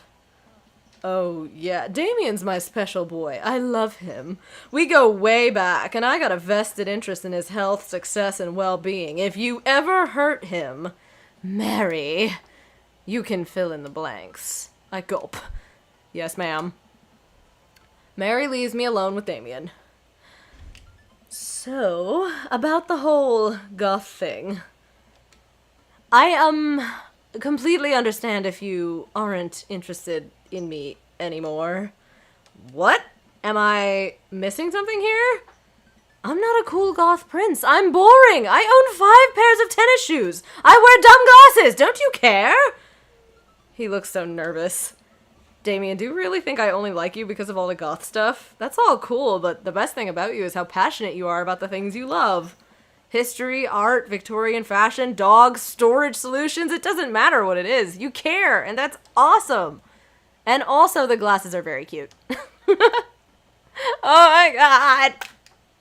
You don't think I'm boring at all? If you're boring, then I don't know what that makes me. I spend too much time online shopping for flashlights. I get excited to mow my lawn on Saturdays. I get cranky about commercials being too loud. I've even been thinking about making my own peanut butter.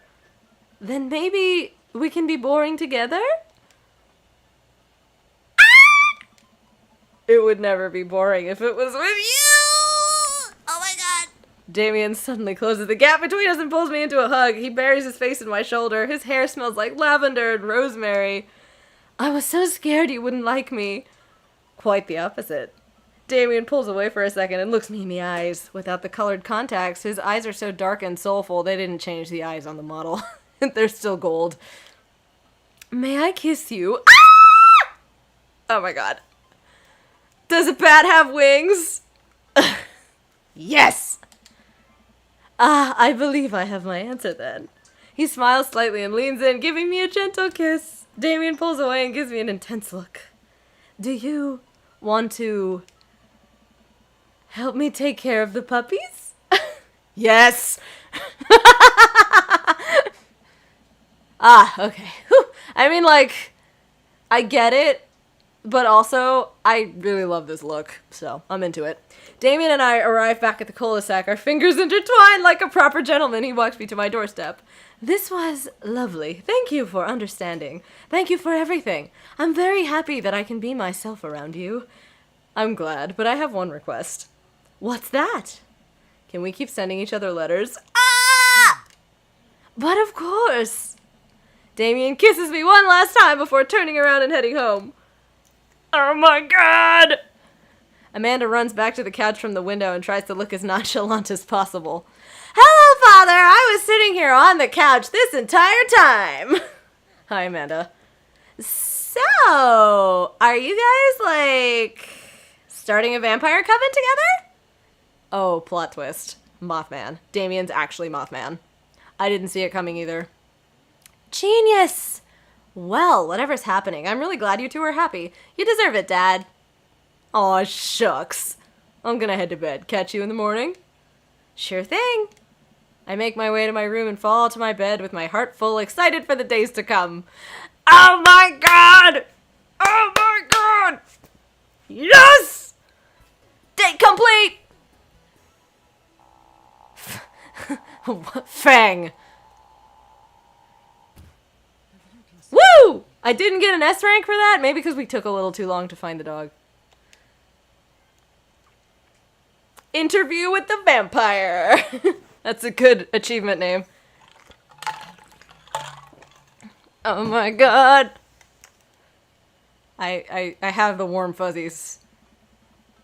Whew, I think I have everything finally set up. Amanda should be here any minute now. I think that's her car in the driveway. Okay, gotta act natural. Be cool, Chad, be cool. Amanda walks through the door with a suspicious look on her face. Hey, Dad. Off to a good start. Something fishy? Rats.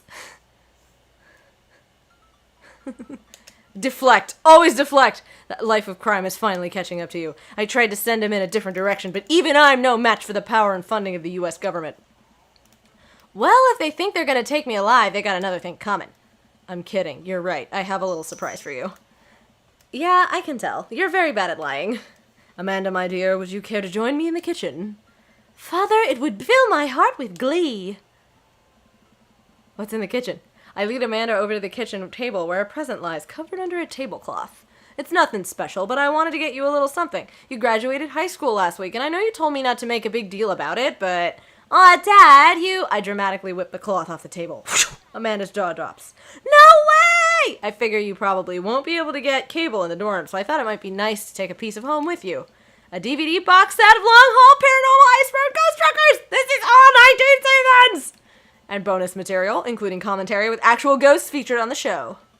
Dad, I love this! Thank you! She gives me a big hug. I'm glad you like it. Hey, you want to hang out with me in the backyard for a bit? Toss the old pigskin or something? Totally! I follow Amanda to the back door. Ah! And Damien is dressed in his volunteering outfit. You told me not to make a big deal, but you seem to have forgotten that my entire mission in life is to make a big deal out of your accomplishments. So consider this your graduation party. Surprise! Dad, everyone's here! Well, yeah, everyone wanted to come and support you. Is that a mac and cheese bar? Sure is. Fully customizable down to the type of mac. And there's an ice cream cake, the good kind with the crunchies in the middle. I don't know what to say. Don't say anything. Just go have fun with your pals, alright?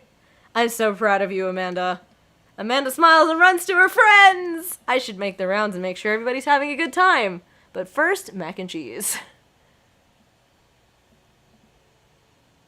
Chad, my dude! Pablo, how's the shirt business going? My bud, I got men's shirts, I got women's shirts, I got tank tops in a variety of sizes, shapes, and colors. Each one of them a fine quality screen printed with the logo and visage of world-renowned witch house outfit Vacant Veil. Purchasable at most respectable retailers, but more specifically out of the trunk of my car. I'm also selling my mom's world-famous homemade apple butter. Never stop hustling, Pablo. Baby, you got it. I walk over to Mary, who's having a lively conversation with Amanda. We have a real fluffy Samoyed right now. His name's Harold. Loves belly rubs. He always tries to lick your face if you get too close. Mrs. Christensen, thank you so much for telling me in great detail about every single dog currently at the animal shelter. Please tell me about the Afghan with the 3 legs again. Sure, Quadro we call him. It's one of those ironic nicknames. You know, if you're really interested, I could probably steal one for you. Really? Nah, but I could get you in to meet all of them. We always could use extra hands around the shelter. And if those extra hands also happen to steal a dog, I'm glad you two are able to bond over cute dogs. Really warms my heart. Dad, we're having a moment. Hey, Sailor, your kid's a good egg. Where's your goth prince? You two are usually attached at the hip these days. He's around. Stellar. Mary turns her attention to Amanda. It's not too hard to sneak a dog into college. Trust me, I did it plenty back in the day. At one point, I had 3 cats living in my dorm. I decided to leave them to it. All of a sudden, a huge dog leaps up into my arms. Duchess! Hugo and Ernest run up to me. The Duchess gives my face a few broad licks and hops down. We're working on that. Got her in a disciplinary class. She's a wild spirit who runs where she may. I don't mind at all. Looks like the three of you are getting along nicely. She's a valuable addition to the clan. If I hold up my homework in front of her, she'll eat it. Cool. We'll deal with that later. Duchess Cordelia spots a squirrel and darts across the yard. Ernest follows her, laughing. He's actually been a lot more manageable lately. I think taking care of the dog is good for him. Thanks for breaking into my house, I guess. Anytime. Chad! Brian, you made it. I don't pass up on good Mac. What do you think of the party? It's not bad. Just not bad? Yeah, it's not bad. Don't let him bait you. Don't let him bait you. Thank you for the lovely compliment. Sure thing, pal. Say, let me know if you ever want to head out on the lake. I'd be happy to pull you out of the drink again. Deep breaths. Daisy trots up. Hi, Amanda's dad? Hey, Brian's daughter. See how that feels? This is a really great party. Thanks so much for inviting us. You're very welcome, tiny child who knows how to pay a compliment. Brian and I lock eyes. This isn't over. Hey, bro! Bro! This is a real rager, taking all older age into consideration. I'm trying to be in bed at a reasonable hour tonight. Don't let me get too wild. Don't worry, dude. I'll keep an eye on your fruit punch intake. You know, I'm really glad we're bros again. Me too, dude. Briar and Hazel peek out behind Craig. Hi, little ones. Hello. Hiya. Thank you for all that ice cream cake. Wait, girls, how much of that did you eat? Briar ate 4 pieces. Ask any witness. No, I didn't. Hazel ate 4 pieces and wants to pin it on me because we look alike. I have your face. Nobody will ever believe you. Oh, boy. I'll let you guys figure this out. Good seeing you, Craig. Let's hang out soon. Yeah? Totally. Tell Amanda congrats for us. Looks like you've settled into this neighborhood quite nicely. Yup, couldn't ask for a better cul-de-sac. Well, I'm glad. Hopefully we'll see you at more church events. We've got a big schedule planned for the rest of the year, and I'm sure the kids would love to see your dance moves again. Sure thing, Joseph. And maybe if you aren't doing anything later, we could hang out sometime. Sure, Joseph, that'd be great. Well, see you later. Hugo comes up to me with a plate of mac and cheese, my man. The perfect cheddar to mac ratio. Beautiful work, Chad. Thanks, Hugo. I learned from the best. I've got a pocket full of gift cards that say you already knew a thing or two. Let's get together for trivia night again sometime soon, huh? You know it. You know, I'm really pleased to see Amanda going to her dream school. I'm glad she turned it around for finals. Me too. That scholarship money will really help. Amanda walks by and pretends not to see Hugo. Amanda, come say hi to your old teacher. Hey, congratulations on graduating. I know you're going to do great things at art school. Yeah, thanks! Amanda starts to back away. Wait, I just realized that you're not my teacher anymore, so I don't have to be afraid of talking to you. You no longer hold power over me. You're right. Go forth, adult. I can no longer give you detention. Yeah, I'm going to break anything I want. There's nothing you can do about it. Okay, are you still mad about that time I gave you detention for breaking my globe? Nope. And I'll have you know that the globe didn't even fit through the basketball hoop in the first place. So, she'll fit into college just fine. Hey, Robert, glad you could make it. Yep. Robert takes a sip of his drink. Why is he being so cold to me? Everything okay? Sure. Why won't you talk to me? I thought we had something. Come on, Chad, you know what this was. You were an object to me the same way I thought I was an object to you. I figured we were on the same page here, at least from how you were acting. But I don't want to be in this if there are feelings involved. I got too much to deal with as it is. I think that's the most he's actually spoken, except for, like, telling blatant lies this entire time. I'll catch you around. Hey, man! Matt!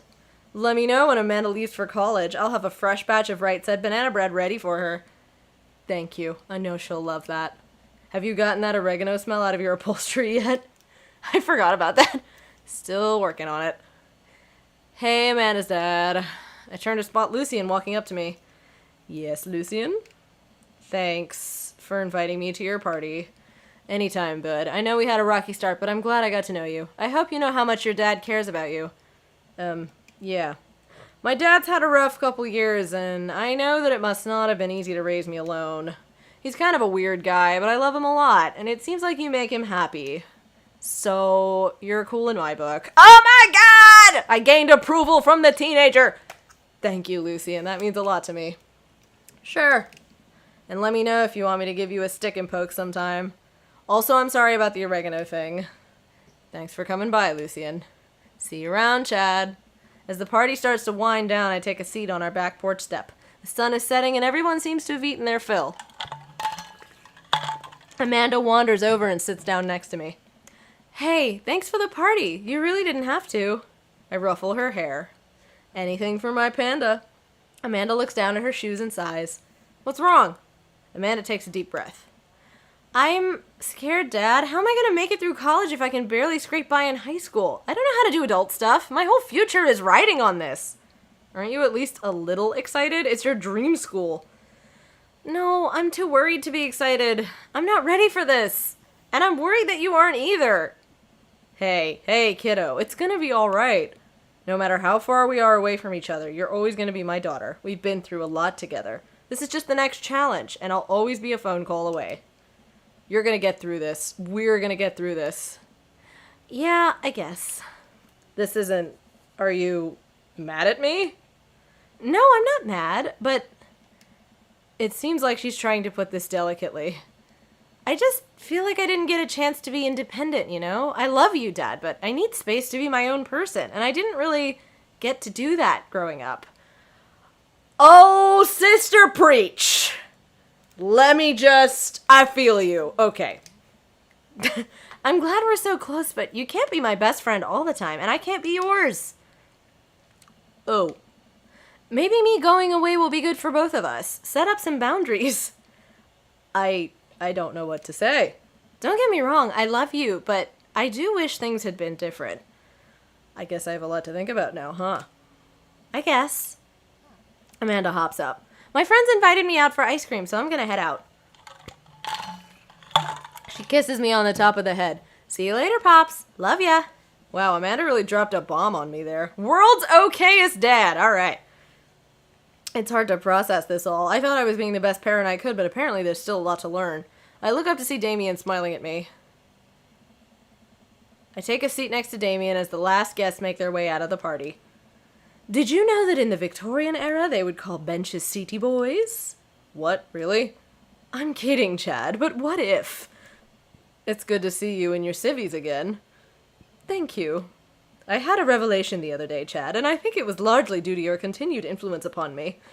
There was a version of myself that might have been embarrassed to show you my true form, my information technology form. But what you said about me, about how my passion was what you truly admire, that emboldened me to feel myself regardless of how I choose to dress and act. Instead of separate entities, they are simply different facets of myself, a three-dimensional human being with his own thoughts, wants, and needs. I love dressing the way that I do, but feeling constricted by what I thought was my own personal brand made me lose sight of why I did this in the first place, to make myself happy. I place my hand on Damien's and feel a light squeeze. Looking up, I'm greeted by Damien's warm smile. Should he still be talking like that? I don't know. I don't want to change it now. I'm trying to be more comfortable with who I am rather than dwelling on who I could be to other people. I can't stop smiling. I'm so proud of him. Damien, I'm so happy you've realized that you can be a dog-loving goth. I am playing Dream Daddy. Is it not showing up in the game list thingamajig? Dog-loving goth. Me too, Chad. Me too. I feel myself inching closer and closer to Damien. I go brush a lock of hair out of his face and I'm shocked at how soft it is. How is your hair so soft? Dog shampoo. I keep running my hand through his hair as he leans closer to me, placing a hand on the side of my face. He strokes my cheek with his thumb. You know, public displays of affection were considered scandalous in the Victorian era. Damien pulls me in for a kiss. But I think I can make an exception for you. Oh, baby! Oh my god! Look at situations positively. You're damn right that was positive. Yes! I got smooched by the goth prince. I love it. That was so delightful. I didn't want it to end. But I went on 2 dates with everybody, so I had to pick somebody. I want to see everybody's endings now. Oh my god. Oh, okay. Barry voiced Brian. Ah, I knew it! Quizmaster Quinn was Brian Reck. Robert was Dan Avedon. Okay. Oh, this was so good! Oh my god, I enjoyed this a lot. I've never played a dating sim before. This was a very good first foray into the visual novel genre. I really enjoyed this. Oh my goodness. That was so nice. Just a pleasant game. I liked it. I do think I'll play one more night of this next week and just go through all the different endings, I think. If that's something I can do. Because I think you can load a previous save. Because I want to see how it ends with everybody else. That was so nice. I wonder how long the credits will run.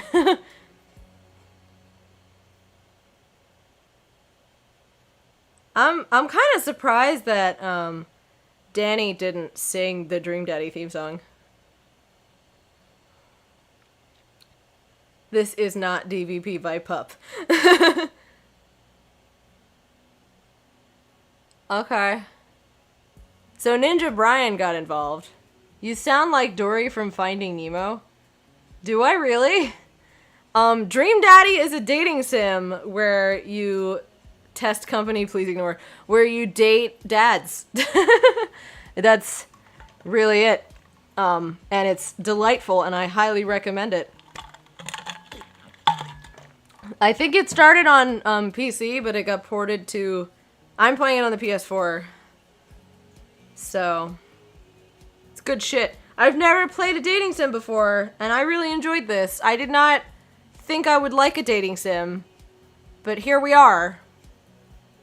4 streams in, and I'm like committed. I wanna see all the endings now. What was that? Oh baby! Look at what we've unlocked. That's quite a pose on like... Oh, it's from the picnic on the second date. Aww. He's holding roses. He's giving me the bedroom eyes in a cemetery. There's nothing weird about that at all. That was delightful. Yee. Is there anything else to see? No, that's it. Okay. Well then. That is that. I suppose. What is going to happen? Oh, it's just gonna load the logo. Yeah, that is it for this evening. That was quite a long stream. I think I'm going to play this one more time next week because I want to see all of the endings. So if you want to see the other endings along with me, join me next week for more of this, and then I'll come up with another game to play after next week in the Tuesday slot. There will be no Thursday stream this week because I will be seeing Mr. Neil Gaiman give a talk at some venue in Frederick I can't remember the name of on Thursday night, so I apologize.